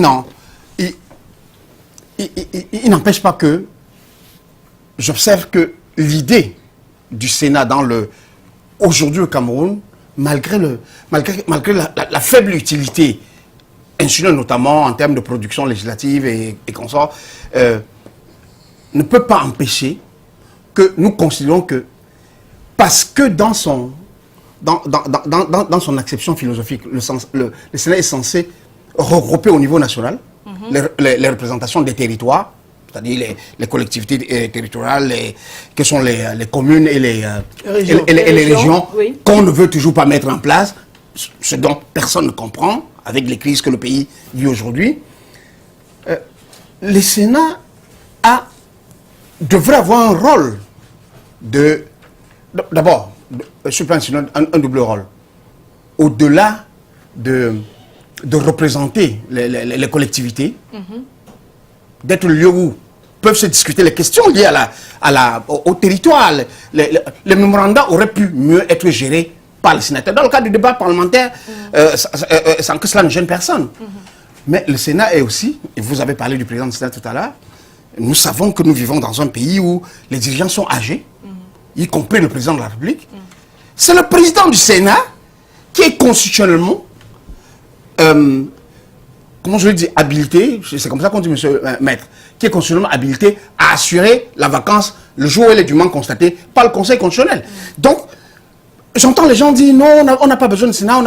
Moi, je constate que nous, on a des gens qui ont un âge avancé. La machine biologique peut faire son travail sans que nous n'en soyons prévenus. Il ne serait pas bon que nous soyons dans le contexte qui est le nôtre au devant d'une crise constitutionnelle. Et l'existence du Sénat avec un président légitime, en tout cas quand je dis un président au moins légal, peut-être pas légitime, au moins légal, avec un président légitime, peut contribuer à éviter ce type de risques, ce type de dangers qui ont complètement déstructuré un certain nombre de pays au niveau institutionnel. Alors, Maître Moustapha, on reparle des attentes vis-à-vis de ce Sénat. Vous y étiez, le SDF y était en 2013, le SDF repart là-bas. Avec quelle feuille de route pour les sénateurs? Je vais vous dire une chose, c'est que le Sénat, pour moi, est une institution budgétivore. En réalité, nous avons mis la charrue avant les bœufs, en ayant le Sénat que nous avons aujourd'hui. Si vous me permettez, je lis l'article 20 de notre Constitution, seulement la ligne première. Il vous dit: le Sénat représente les collectivités territoriales décentralisées. En l'État, les collectivités territoriales décentralisées, où sont-elles? Nous avons, de premier part, les régions qui n'existent pas. Nous avons nos communes qui sont sans réel pouvoir. Monsieur le sous-préfet ou monsieur le préfet qui a été nommé 100%, ça veut dire qu'il n'a pas bénéficié de la légitimité populaire, peut prendre une décision pour paralyser complètement monsieur le maire. Donc vous comprenez qu'en réalité, le Sénat, j'ai envie de le dire, on y va pour inaugurer les chrysanthèmes. Le Sénat en l'état actuel ne sert à rien au Cameroun, il faut le dire. Puisque sa raison d'être est constitutionnellement prévue. Mais seulement elle n'est pas remplie. Elle n'est pas remplie. Donc en réalité, on va au Sénat parce que le SDF a refusé désormais la politique de la chaise vide. Oui, c'est dit, on ne boycotte plus les élections. On boycotte les élections. On va à toutes les élections. Monsieur Malangué, merci enfin de me donner la parole. Voilà. C'est chacun son tour. Hein. Oui, mais justement, je prends mon tour. Voilà une institution qui, selon ce que j'ai lu quelque part, coûte à l'État 20 milliards tous les ans. D'accord. Oui, tous les ans. Et maintenant, quand on va voir la production des sénateurs durant la mandature passée, je ne sais même pas combien de projets de loi le Sénat a amendé. Donc, pour ne pas dire les choses à moitié, la mise en place de ce Sénat n'est pas une très mauvaise chose en soi, à condition, si on lui avait donné un certain contenu, par exemple, que les nominations de certains hauts responsables passent par l'approbation du Sénat, on comprendrait que le Sénat, c'est quelque chose, parce qu'il y a des petits mécanismes. On sait bien que la navette parlementaire ne permet pas au Sénat de jouer un très grand rôle dans l'adoption des lois. On aurait donc dû lui donner cette mission-là, prioritairement, celle d'adouber la nomination de certains hauts cadres. Bon, malheureusement, ce n'est pas le cas. Nous nous trouvons là devant une situation où un seul individu, le président de la République, a tous les pouvoirs. Il use de la loi et de la Constitution pour déstabiliser les autres organisations politiques. C'est un allié de l'UPC, hein? Madame, je n'ai pas terminé. Vous voyez, quand je me fais interrompre, vous ne dites rien. Quand je veux interrompre, vous me rappelez à l'ordre. Alors là, je vais être très désordonné la prochaine fois, parce que je ne me laisserai pas passer n'importe quoi. Vous menacez sur le plateau. Non, je ne menace pas. Je ne menace pas. Je mets juste. Je mets juste des choses en ordre. Je voudrais terminer. Je voudrais terminer pour dire que, en fait, au Cameroun, il n'y a pas de multipolarité sur le plan politique. Il n'y a que deux. La médaille au Cameroun n'a que deux faces. Il y a d'un camp du PC, de l'autre camp, les zoulatistes et leur groupe qui sont déclinés en SDF, la trinité de Zébazé avec le machin. Bref, en fait, c'est ça la triste réalité. Et je vais vous le démontrer tout à l'heure quand on va parler de l'UPC. Parce que, en fait, tout ce que vous voyez, tout ce qui traîne dans le landerneau politique au Cameroun aujourd'hui, ce sont juste des excroissances des partis aujourd'hui, le SDF, le URD, le PC. Permettez donc qu'on termine ce sujet. Jean-Paul Nanfac. Alors, la décentralisation et le Sénat, vous êtes une collectivité et votre interlocuteur, c'est le Sénat. Comment est-ce que le travail se fait avec le Sénat pour améliorer les conditions des populations, si tant que c'est le rôle du Sénat? Oui, merci madame. Il faut déjà dire que pour toutes les interventions antérieures, je vais simplement dire que nous, de notre côté, nous trouvons que le verre est à moitié plein et que d'autres trouvent que c'est à moitié vide. Nous pouvons même dire qu'il sera bientôt plein. Ça, c'était avant. Mais avec la mise en place du Sénat et la création du ministère de la décentralisation et du développement local, nous disons que le verre, la bouteille sera bientôt pleine. Donc pour nous, nous fondons beaucoup d'espoir sur ces deux institutions, surtout que le Sénat 1 a été presque invisible sur le terrain. Moi, je suis membre de l'amicale des maires de l'Ouest, je sais de quoi je parle, dont le Sénat 1, peut-être au niveau de l'architecture institutionnelle, ça a fait un travail au niveau de Yaoundé, mais sur le terrain, nous attendions ce Sénat 1, maintenant nous avons le Sénat 2. Alors, l'opportunité, c'est quoi? C'est que avec la création du ministère de la décentralisation et du développement local, il faut donc passer à l'action. Je le dis parce que dès lors qu'on est en train de travailler sur les organigrammes, il faut rapidement nommer les responsables, et puis il faut que le Conseil national de décentralisation siège rapidement pour essayer d'exploiter un diagnostic fait déjà sur le fonctionnement de la commune, si ça n'a pas été fait, qu'on le fasse rapidement, et que nous lorgnions le budget de 2019. Parce qu'en fait, tout ce que nous avons fait là, il faut commencer à évoluer, à évaluer à partir de 2019, parce que lorsque la session budgétaire à l'Assemblée nationale va entrer en novembre ou en septembre, il faudrait donc déjà qu'on dote les communautés territoriales des moyens. Je veux prendre un exemple. Si c'est par exemple 1 milliard, ce qui va faire dans les 360 milliards, surtout le budget, ça ne représente rien. Moi, je vous assure qu'au bout de 5 ans, eh bien, 1 milliard par commune, toute proportion gardée, parce que toutes les communes n'ont pas la même taille, mais si le minima, c'est 1 milliard, moi, je pense que les communes devraient travailler normalement. C'est vrai que le personnel municipal, il est vieillissant, il est paresseux. On sait pourquoi, parce qu'en réalité, c'est des personnels recrutés par des maires et successifs à base de clientélisme politique. Donc il faut faire un diagnostic et voir donc dans quelle mesure on peut donc rendre les communes plus performantes. Et je pense que le CVUC, le président du CVUC et son équipe sont en train de faire un plaidoyer, avaient engagé les gens en plaidoyer pour voir dans quelle mesure il faudrait donc doter des moyens. Ça, c'est ce qui est intéressant. Le débat sur la constitutionnalité, c'est bien, c'est un débat d'intellectuels, c'est un débat de télévision. Mais sur le terrain, il faut donc donner des moyens à des communes pour que les communes travaillent. Et nous, l'Orient, nous voulons que ça commence à partir de 2019. Ça va diminuer, Oui, ça va diminuer juste la pauvreté. M. Nanfa, parce qu'il est en train de toucher le vrai problème, mais esquisser de mauvaises solutions.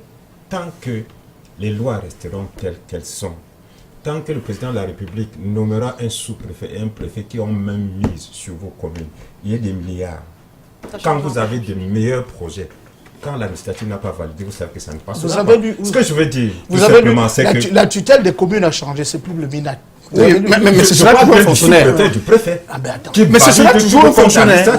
Vous croyez que c'est un problème de préfet? Le préfet représente le gouvernement. Tout le gouvernement, que ce soit le ministre de Monsieur Tapi avait la parole. De toute façon, je ne sais sur quoi vous fondez votre pessimisme. Moi, je dis que je trouve que le verre est à moitié plein.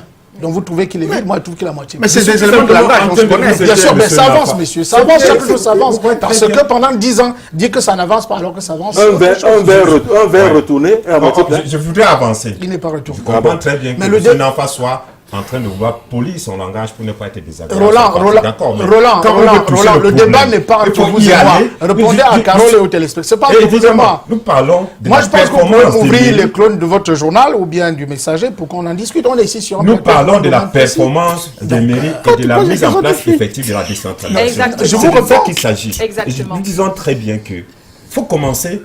Le problème n'est pas, comment dire, les relations entre le Sénat et les collectivités décentralisées. Il faut d'abord commencer par mettre sur pied cette décentralisation effectivement telle que prévue par la Constitution depuis 1996.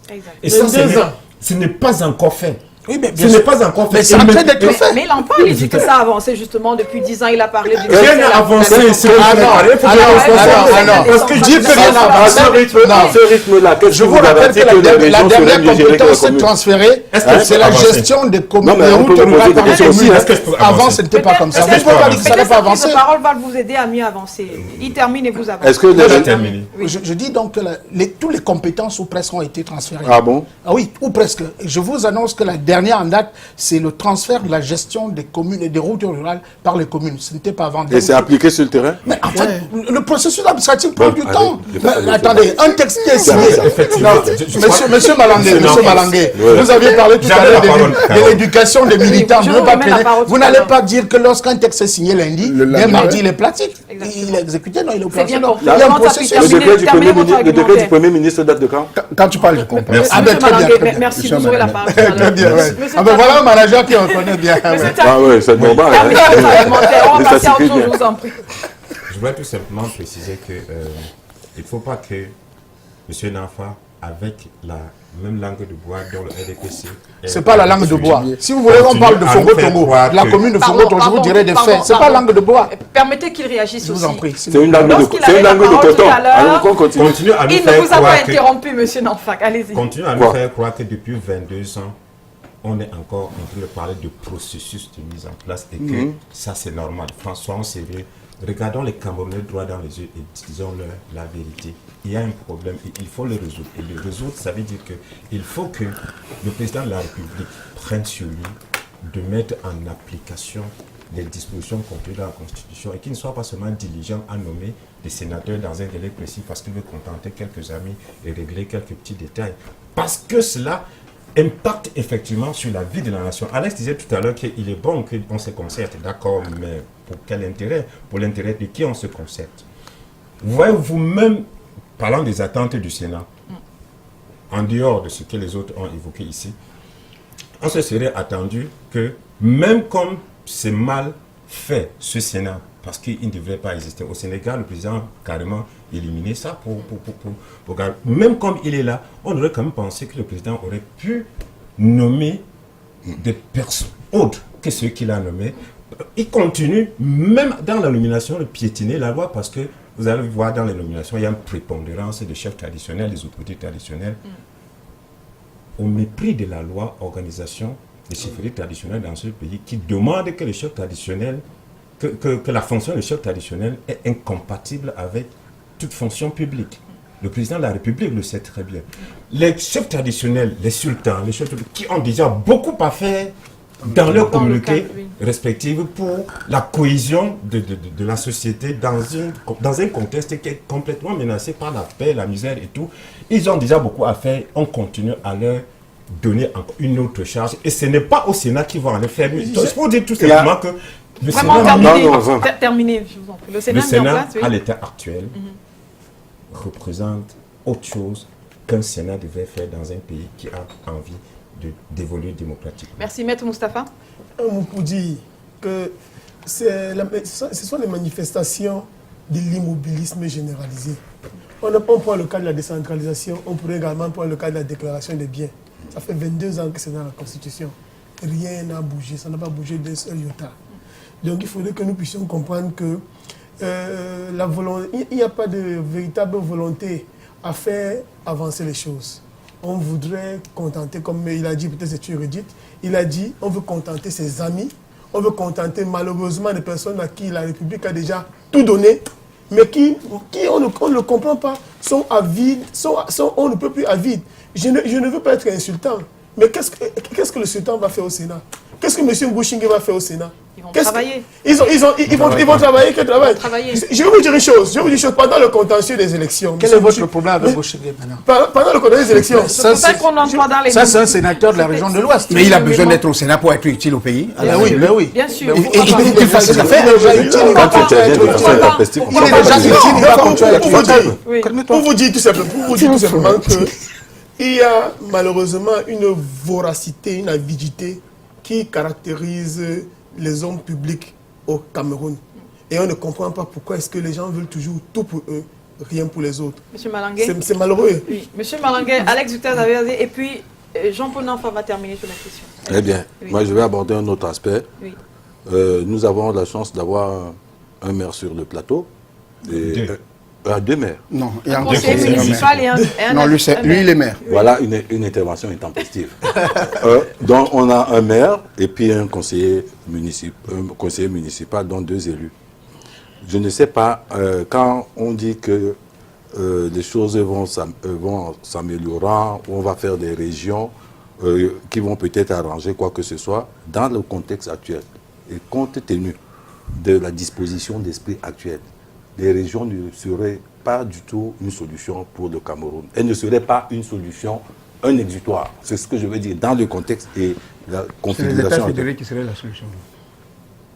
Donc, nous avons 40% de notre population qui vit dans la pauvreté.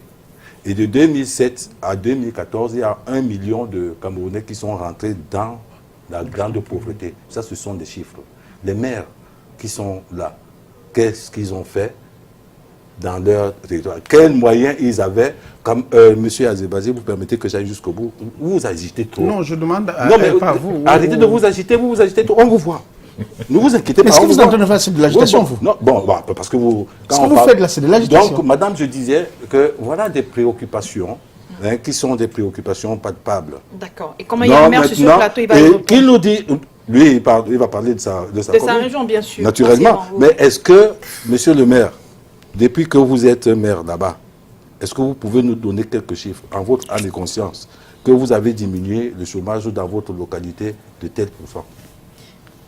Allons-y, monsieur le maire. On parle d'ailleurs du développement local, et puisque en préparant cette émission, vous sembliez très attaché au développement local de Fongo-Tongo et de tout ce qui a été mené là-bas comme action, peut-être concernant les grands projets ou non, mais pour dire qu'il y a des choses qui sont faites et auxquelles vos populations profitent.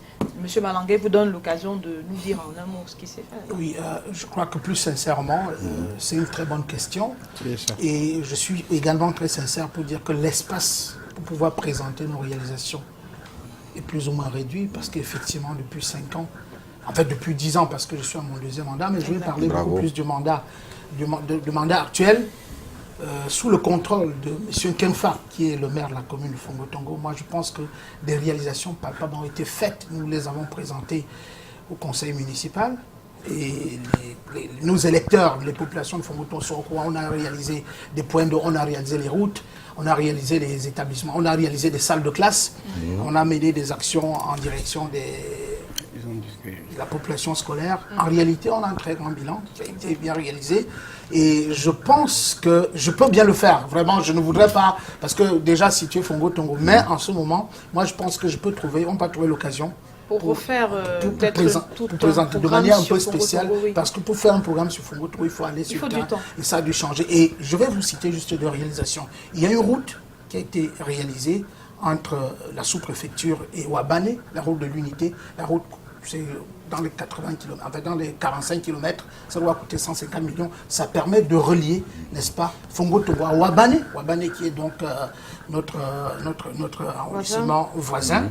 Et c'est très très important parce que c'est une route qui permet le brassage des populations. Qui relie deux régions, n'est-ce pas? Deux régions. L'autre région. Oui. Je vais parler seulement de cette route, mais il y a des établissements. Et les bitumés? Non, réalisé. Merci. Alex Gustave Azébazé. Alex Gustave Azébazé. Je termine avec vous sur la question de la décentralisation. Alors, vous direz que s'il y avait une feuille de route à donner à ce Sénat 2, ce serait quoi? Je ne sais pas si en l'état, le Sénat a quelque chose à voir dans la décentralisation. Sinon que... C'est l'occasion de le dire aux téléspectateurs, qu'ils comprennent bien. Sinon, s'il y a des projets de loi affinant la structure des institutions, c'est à ce moment que le Sénat interviendrait en tant qu'instance législative dans le cadre de l'organisation des pouvoirs de l'État. Mais quand je dis cela, il est quand même essentiel de remarquer que l'une des fonctions parlementaires, qu'il s'agisse du Sénat ou de l'Assemblée nationale, c'est le contrôle de l'action gouvernementale. Exact. Et j'affirme que dans la structure de notre État, l'exécutif qui a, avec l'administration, qui a l'administration comme ses démembrements, a trop de pouvoirs dans ce pays qui ne sont pas suffisamment contrôlés par le Parlement, dont par ce Sénat. L'une des choses qu'en tant que citoyen et acteur qui participe à un certain nombre d'organisations civiles, c'est que le Sénat contrôle davantage l'action du gouvernement, notamment des administrations. Moi, je suis étonné qu'il y ait tant de situations qui débouchent sur des scandales dans ce pays, mais qu'on n'ait jamais de commission parlementaire, de commission d'enquête qui font des résolutions ou qui font des audits et proposent des solutions sans forcément que ce soit des sanctions. Parce que c'est ça aussi le rôle du Parlement. Le Parlement a l'avantage d'écouter, en tout cas, les parlementaires ont l'avantage ils sont censés être proches des populations par leur mode de désignation, même s'il y a 30% qui sont désignés toujours par le chef de l'exécutif comme le gouvernement. Et c'est tous ces mélanges-là qui font en sorte qu'on est en droit de se questionner sur la capacité du Sénat tel qu'il est structuré là aujourd'hui à faire son boulot d'instance chargée de contrôler l'action du gouvernement à défaut, en tout cas en sus de la production législative, merci, notamment de l'adoption des propositions de loi ou de l'adoption des projets de loi soumis par le gouvernement. Merci beaucoup. Jean-Paul Amphah. Oui, Monsieur Malangué, je viens de recevoir un texto de Monsieur le maire, justement, parce qu'en fait, il ne revient pas au premier jour au maire de présenter le bilan. Le maire vient donc de signaler qu'il y a un voyage de presse qu'on devrait organiser à la suite même de cette désinformation à Fongo Tongo. Et le maire qui est un facteur issu de presse cette émission a donc dit qu'on va organiser un voyage de presse et en ce moment précis on pourra présenter les réalisations et discipliner tous les malentendus. Merci à vous messieurs. Une transition et nous vous revenons avec le deuxième sujet inscrit à ce débat sur Canal Presse.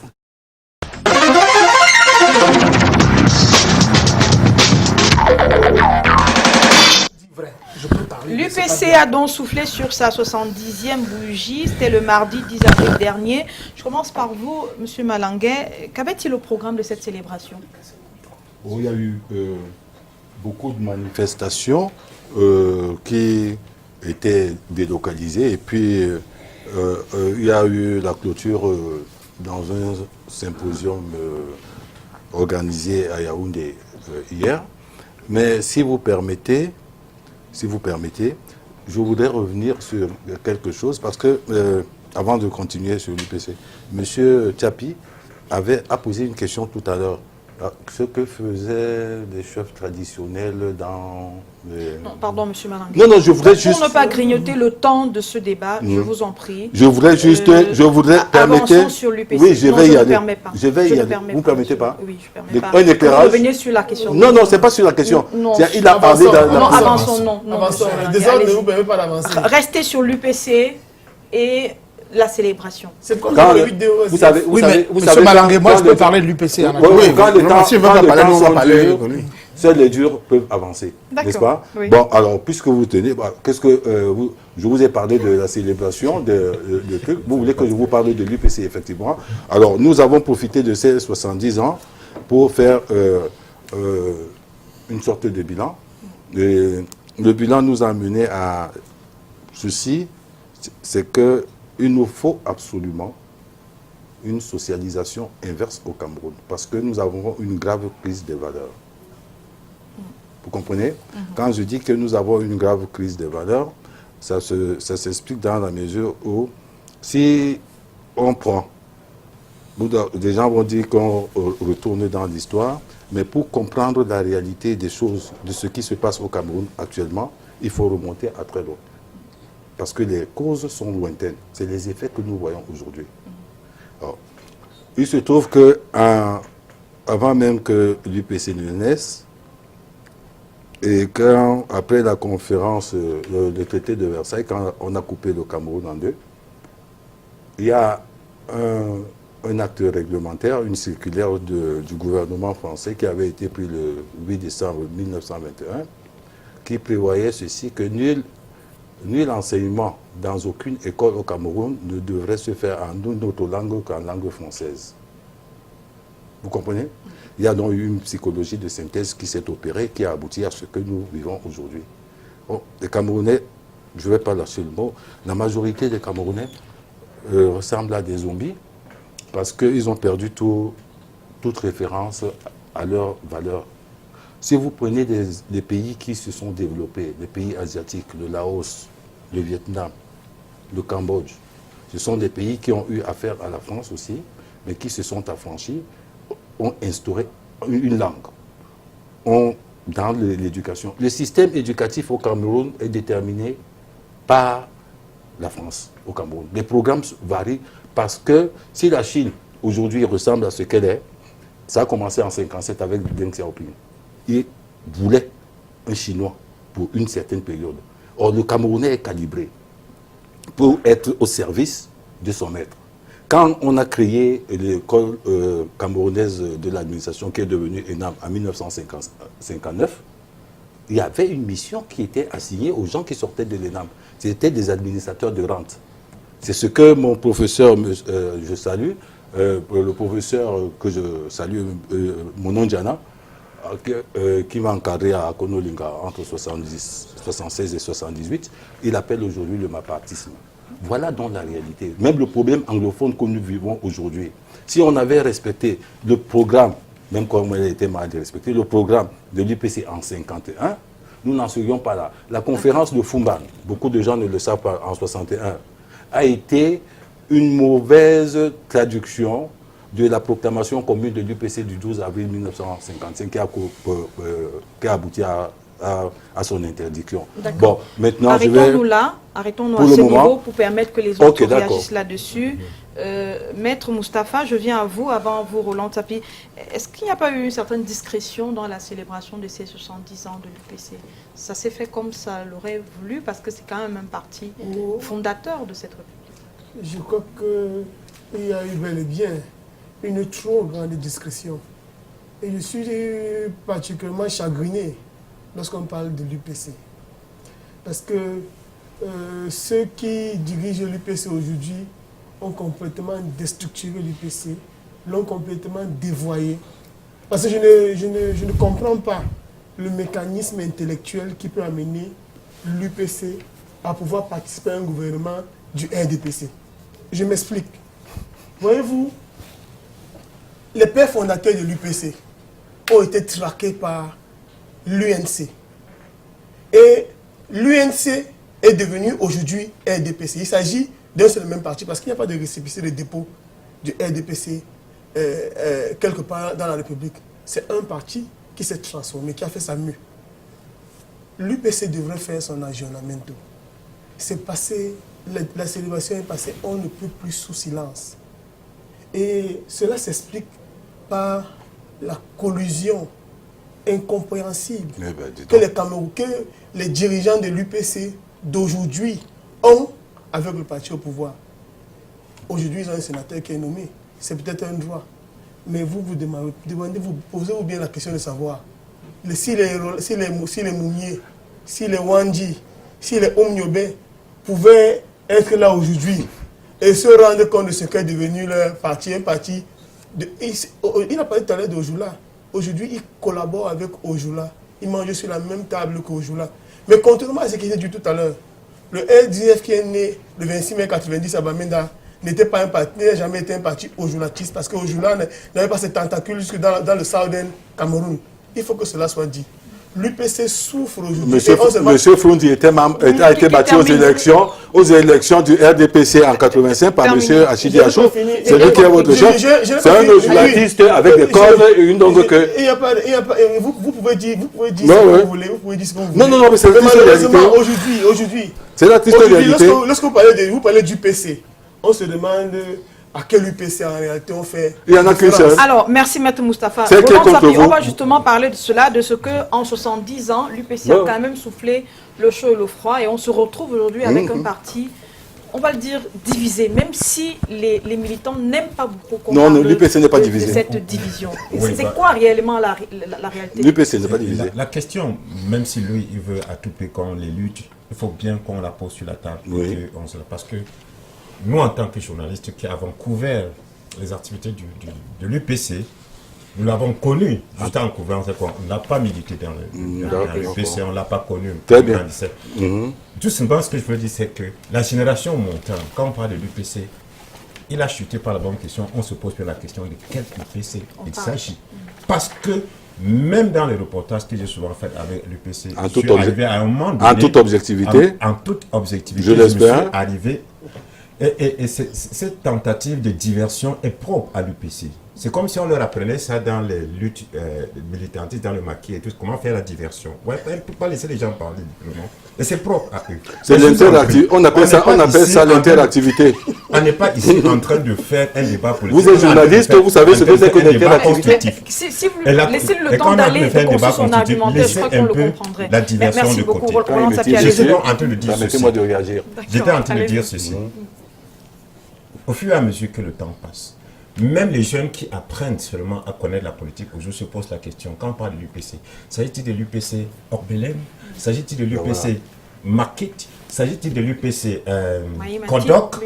S'agit-il de l'UPC Maïmati? À un moment donné, on était au Messager encore à l'époque, on est même arrivé à publier un article qui était intitulé l'UPC en lambeaux, qui avait finalement tellement de façons de l'UPC que les pattes du crabe qui les symbolise. C'est pour dire que c'est devenu pathétique. Pourtant, le slogan de l'UPC, l'âme immortelle, est ancré dans presque tous les Camerounais patriotes qui veulent du bien de ce pays. Et pour le dire vrai, tous les autres partis politiques aujourd'hui de l'opposition sont des excroissances en réalité de l'UPC. Ça veut dire que si on avait été dans un pays... Sauf le SDF. Pardon, monsieur Malanga. Si on avait été dans un pays où les Camerounais peuvent se mettre ensemble pour une vision commune, pour ne serait-ce que dire que, ok, on a en face un pouvoir qui est en train de ne pas faire ce que le peuple va se... On aurait eu une union sacrée autour de l'UPC et c'est cette UPC qui devait être là. Merci. Jean-Paul Lanfac, sur la même question de l'UPC. Oui, disons, j'évolue dans le même sens que Roland là, pour dire effectivement, lorsqu'on parle de l'UPC, on voit l'âme du peuple camerounais. Mais contrairement à lui et d'autres intervenants, moi je pense que c'est nous-mêmes qui divisons l'UPC. Voilà. Parce qu'en fait, lorsque nous voyons l'UPC, je me souviens que j'ai lu dans un journal qu'il y a une dame qui a été élue présidente. Notre présidente, c'est Abiba Issa, une nordiste. Tout à fait. Donc, moi, je pense que le problème de l'UPC, c'est que ceux qui veulent même militer dans l'UPC doivent l'aider à se stabiliser. Au contraire, les gens créent la diversion. Et moi, je pense aussi que l'UPC devrait refaire, n'est-ce pas... Son aggiornamento, on a déjà fait. Tout à fait. Et il faut On a déjà continuer à fait. le faire Vous le direz tout à pour l'heure. votre parti, parce que lorsque nous qui sommes d'autres partis, on le dit, c'est pas parce que tous les partis du Cameroun, en fait tous les militants du Cameroun vont se retourner à l'UPC. Non, pas du tout, Sinon, on ne l'espère pas. dans tous les pays du monde, tous les partis nationalistes seraient au pouvoir. Non, ça dépend donc des dirigeants, parce qu'on peut être nationaliste et mauvais gérant, Non, tout à fait. mauvais gestionnaire, je veux dire. Donc il y a cela. Mais il y a eu un décret de 81, c'est ça qui m'intéresse, par rapport à la réhabilitation des figures de l'histoire. Moi, je pense que l'UPC et même d'autres Camerounais devraient profiter de cela pour réhabiliter tous ceux qui ont combattu Décret de pour ce pays. 1991. 91, je vous en prie. 91, je vous en prie. Alors donc, il faut le faire. Je voudrais ajouter que C'est une loi. moi, je viens de la Menoie. Je viens de la C'est une Menoie. loi. Et si les combats de l'UPC étaient dans les forêts Bassa, la réflexion stratégique était quand même dans la Menoie, avec le Njoumetsi Mathias. Donc, et je suis heureux de constater, nous sommes heureux de constater que lorsque vous passez dans la ville de Tchang, il y a quand même une statue qui a été faite à Njoumetsi Mathias. Mais il y a d'autres nationalistes, comme par exemple Nello, l'un des rois photos, qui avait dit non aux Allemands. Il a été pendu un peu comme le roi de Douala. Donc, il y a pas mal. Il y a le premier maire de Tchang qui avait refusé, enfin, à qui on avait refusé de faire un discours devant Aïdjo, et il l'a fait. Et Aïdjo, après, a réagi comme on sait. Et nous avons donc le Sénat et puis l'Université de Tchang. Donc, il y a quand même des nationalistes qu'il faut réhabiliter. Il faut les identifier avec les Oumniobé. On aurait, n'est-ce pas, des statuts. Pourquoi pas en lycée Oumniobé quelque part? L'absence des valeurs du Tout à référentiel. fait. Donc moi je pense que l'UPC, pas seulement l'UPC, tous les Camerounais nationalistes et tous les Camerounais qui pensent à leur pays, on devrait le faire. Pas forcément pour un parti politique, mais si l'UPC peut récupérer, ça dépendra de la stratégie qu'elle mettrait en place pour récupérer cela. Alex Gustave Azébazé, l'UPC pose quand même un problème de socialisation, Socialisation perte de inverse. socialisation, dont il propose la socialisation Inverse. Oui. parce qu'il y a quand même, on constate que les valeurs ont chuté au Cameroun. Il n'y a plus un bien sûr. référentiel, tant sur le plan politique, et donc ça se décline dans la société. Est-ce que comment faire pour que le discours de l'UPC tel que structuré, 70 ans après, soit quand même entendu? Puisque si on part du départ, c'est quand même des UPCistes qui ont été à l'origine de la guerre des indépendances au Cameroun. L'espace politique et social aujourd'hui est pluraliste. Et pour faire valoir ses idées, sa vision, il faut être en capacité de la faire circuler. Moi, je suis directeur de publication de Messager. Si vous rencontrez un dirigeant de l'UPC qui vous dit qu'à l'occasion de ces 70 ans, ils ont programmé une manifestation et qu'ils en ont informé, peut-être ils ont informé Canal 2, en tout cas nous, on n'était informés de rien. On a tellement de choses à couvrir qu'on ne va pas créer des événements à la place de ceux qui revendiquent, comment je vais dire, L'héritage. L'héritage de Je vous coupe pas, Alex Gustave Azébazé, et je ne vous blâme pas, mais c'est quand même 70 ans et c'est quand même l'UPC. And so what, c'est pas le premier anniversaire. Et quand on se dit que mardi, c'était un 10 avril, on peut quand même entendre le journal se demander, mais qu'est-ce que l'UPC devient aujourd'hui? Nous avons, et peut-être se rapprocher de ces Nous avons un choix. Nous avons fait le choix de ne pas créer par nous-mêmes des événements autour de cet anniversaire, parce que si nous l'avions fait, on se serait retrouvé dans le genre de querelle que je vois ici, tel UPC, aller vers qui, aller vers... S'il vous plaît, s'il vous plaît. Je vous parle, je suis l'un des journalistes à avoir le plus couvert le giron UPC dans ce pays. Non, vous ne pouvez pas dire ça. Je ne sais pas si vous avez déjà été dirigeant de l'UPC. Je vous dis que j'ai couvert la même semaine. J'ai couvert la même semaine un congrès de l'UPC à Makakche Kodok, je me dis Kodok. Voilà. S'il vous plaît, à Makakche. Voilà. Je vous dis, je n'ai pas fini, j'ai dit la même semaine. Et son ami, il le défend. Non, mais je vous dis que j'ai couvert la même semaine. Vous parlez devant un UPCiste. Je vous ai apporté les statuts de l'UPC. Vous le connaissez, monsieur? Mais vous voulez... Ce n'est pas nous. Attendez. On ne parle pas latin devant des clercs. Vous savez? Vous pouvez dire ce que vous voulez. Vous ne parlez pas latin devant des clercs. Vous ne savez rien de l'UPC. Est-ce que vous savez que... Et vous faites partie de la Sainte Trinité. Pardon, monsieur Malangué, je permets qu'il termine. Quand justement, nous voulons même vous aider. Non, encore. Vous êtes notre problème, monsieur. C'est vous qui êtes le problème de l'UPC. Vous êtes le problème, vous transposez votre problème dans l'UPC. Et vous dites que comme... Si vous nous laissez le soin de terminer, je vous donne la parole juste après pour que vous dérouliez. Tout à l'heure, vous avez assumé l'appartenance du monsieur qui a été nommé par le président Biya comme sénateur. Oui. Vous avez dit qu'il est de l'UPC. Donc de l'UPC à laquelle vous appartenez. Monsieur Malangué, je vous en prie. Le secrétaire général de la faction UPC, héritier du ministre Kodok, s'appelle Bapol Lipot. Eh bien, écoutez-moi ça. Je vous dis, j'ai dit de la faction. Je n'ai pas dit, il est secrétaire général. Créez ça, vous avez créé une autre faction. Mon frère. Comme à la Sainte Trinité, vous avez fait à C'est Bamenda, votre problème. Vous avez l'UPC. Maintenant, le rôle d'un journal sérieux, Oui. le rôle d'un journal sérieux, Un journal sérieux. se décrit d'abord les faits tels qu'ils existent. Ils peuvent choisir de prendre position ou ne pas le faire. Pour l'instant, nous avons choisi de ne pas prendre position à l'occasion de son 10e anniversaire parce que en réalité, personne, nous n'avons pas vu, nous n'avons pas perçu Merci une initiative quelconque de la part de ceux qui revendiquent de manière organique l'héritage UPC. Merci, monsieur. Et rappelez-vous que dans les pays où on commémore, un certain nombre d'événements historiques, il y a des appareils, des organisations qui portent ces commémorations-là.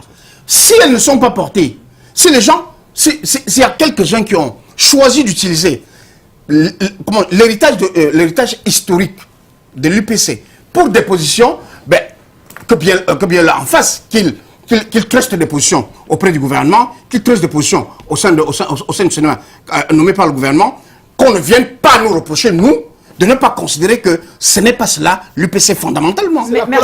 Merci beaucoup, Alex Gustave-Azebazé. Monsieur Malangué, vous avez la parole maintenant. Il se dit quand même que l'UPC est dans l'impasse. Est-ce que vous reconnaissez cette impasse dans lequel votre parti se trouverait aujourd'hui? Vous savez, il y a un sentiment de projection, un phénomène de projection dans certains individus qui ont pour mission de tuer les valeurs au Cameroun. Et je ne proposerai pas rien à titre individuel à ces deux messieurs, hein, dont je connais les noms de triste mémoire, parce que tous les deux ont fait partie de la fameuse Sainte Trinité de l'époque de 80. Monsieur Kodor m'a dit ça sur ce plateau, dans l'arène. Il m'a dit la même chose que vous me dites là. Vous pouvez demander sur ce plateau. de se calmer, madame. Merci. Je dis que le ministre Kodor m'a dit exactement la même chose que vous dites là. Il m'a reproché la même chose. Vous ne voulez pas assumer son héritage. Faites attention. Vous avez... Vous savez, vous ne pouvez pas m'impressionner. Vous n'êtes pas encore né. Monsieur Malangué. Je vais donner la parole à un autre. Non, mais attendez. Si vous parlez de quelqu'un qui est assis à côté de vous, de triste mémoire, d'abord, je suis encore vivant. C'est vrai qu'on m'a annoncé ma mort 3 fois dans la vie, mais je suis encore vivant. Si vous le permettez, je vous empêche de parler sur ce plateau. Et personne, vous ne pouvez pas. La preuve. Vous ne pouvez pas. La preuve. C'est la modératrice que j'écoute. La preuve. Vous n'êtes rien. Alex Gustave-Azebazé, je vous en prie. Mais voilà dans vos débats. Je vous prie. Le week-end, voilà dans vos débats de week-end. De laisser M. Azebazé, M. Malangué terminer et on va avancer vers la fin de ce débat. Bon, merci madame. Alors, je vous ai posé la question sur... C'est par respect pour vous que je reste sur ce plateau. Merci. Je serai parti. Puisque je vous ai convié et vous avez accepté de venir. Vous seriez parti que le monde ne s'arrêterait pas. Allez-y. Si vous avez rien à dire. Monsieur Azebazé, vous êtes un notable. Est-ce que l'UPC est vraiment dans l'impasse? Donc je voulais dire ceci, madame. En 1959 déjà, la stratégie qui est appliquée maintenant a été mise en place par M. Ahidjo. Il fallait créer plusieurs UPC pour empêcher l'UPC d'évoluer. Quand on a dissous l'UPC, ces organisations, le 13 juillet 1955, il y a eu un décret de réhabilitation de l'UPC le 25 février 1960. Et il y a un avocat là, maître, si vous avez votre loi de 90, l'article 21 de cette loi dit que les partis qui ont une existence légale n'ont plus besoin d'autorisation.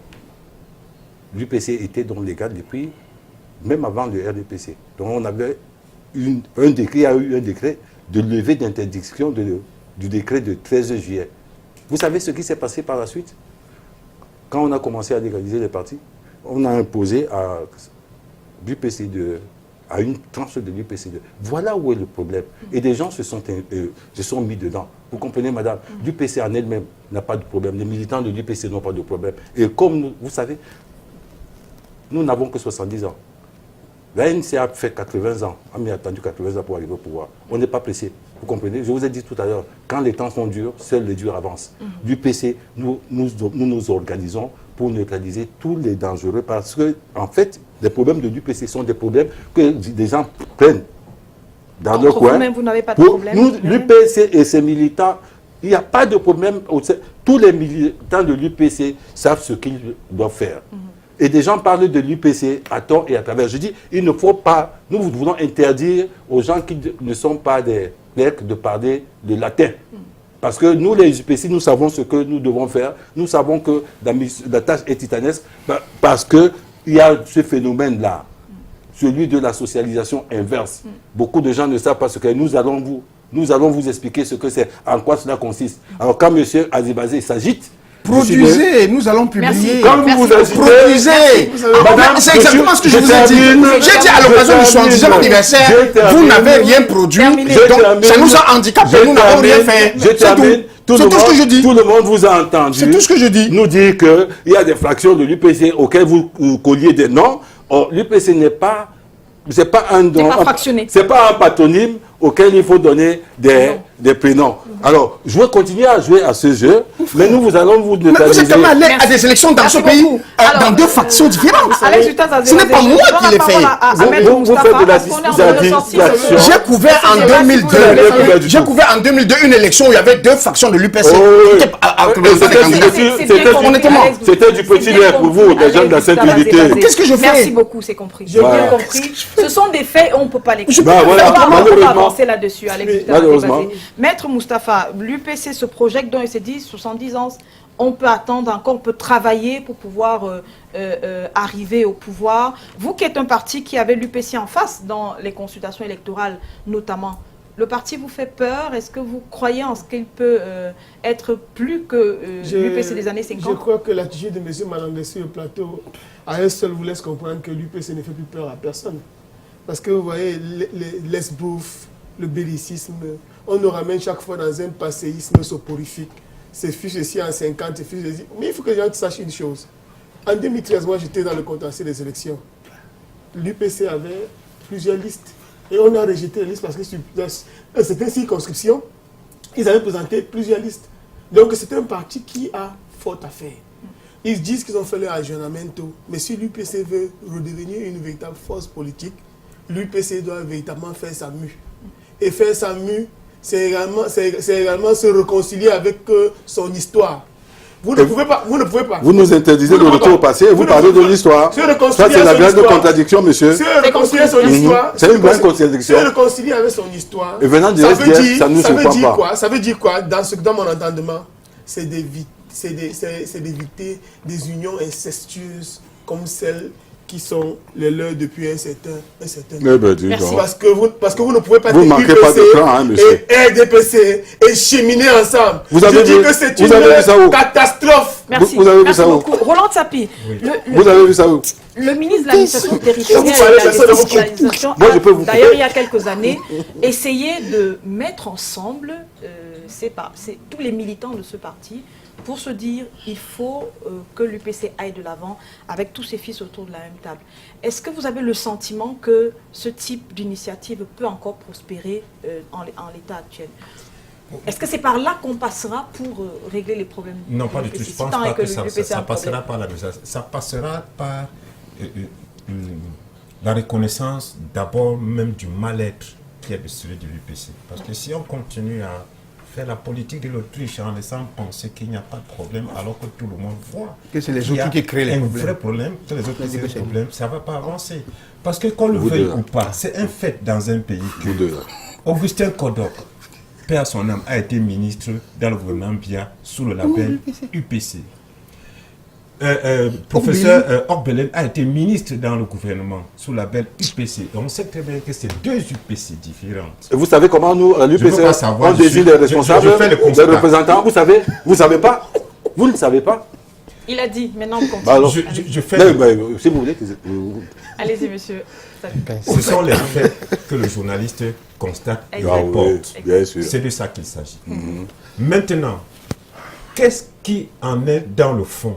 Comment est-ce qu'on arrive à désigner est-ce que celui a été légitime ou pas? Ça, c'est un débat qui vient après que le fait soit là. Et c'est ce fait-là que je voudrais que vous ouvriez les yeux et que vous regardiez. Il est là, il persiste, il insiste, il perdure. Donc, pour qu'on puisse avancer, je ne pense pas que l'administration pourra jouer un grand rôle à mon sens.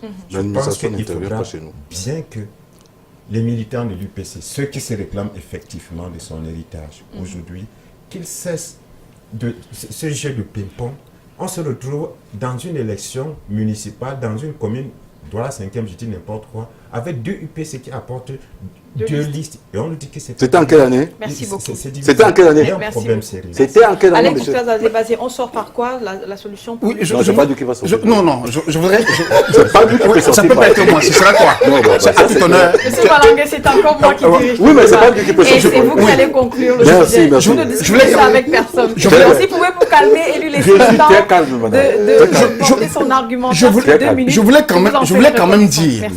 et je parle toujours de ma posture de journaliste, que j'ai couvert aussi ces 2-3 dernières années, en tout cas, d'autres compatriotes qui m'ont présenté une décision de la Commission africaine des droits de l'homme et la Commission africaine des droits de l'homme et des peuples, Voilà. qui reconnaît, comment je l'ai dit, la légalité de l'UPC Manidem, laquelle l'État du Cameroun ne reconnaît pas. Écoutez bien. Je vous dis, Écoutez je bien. parle des faits.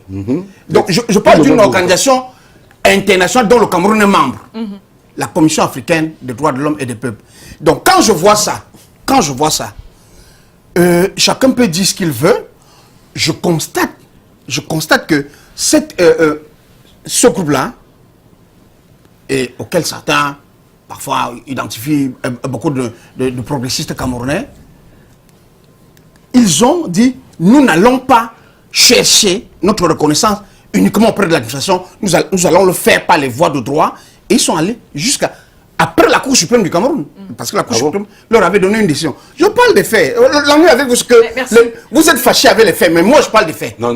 C'est mon job. Vous parler toujours des C'est mon faits, job. Azebasi. Allez-y. Donc voilà. Terminez Donc la est-ce lecture, qu'on va conclure. qu'autour, je dis comme ça, hein, parce que vous m'avez demandé de dire une chose pour sortir, est-ce qu'autour d'une telle possibilité, parce que quand une décision est rendue en dernière instance, par exemple par la Cour suprême, même si l'administration ne veut pas l'appliquer, est-ce que les ayants droit ne peuvent pas se servir d'une telle décision pour construire leur maison, pour construire leur espace? Merci. Moi, je le dis sans savoir qui est qui dans cette Monsieur bataille. Malangue, on termine avec vous. Vous avez fêté les 70 ans et vous vous êtes dit, on continue comment à l'UPC? Ben, on continue très sereinement. Et puis, pour revenir à monsieur là, il parlait de...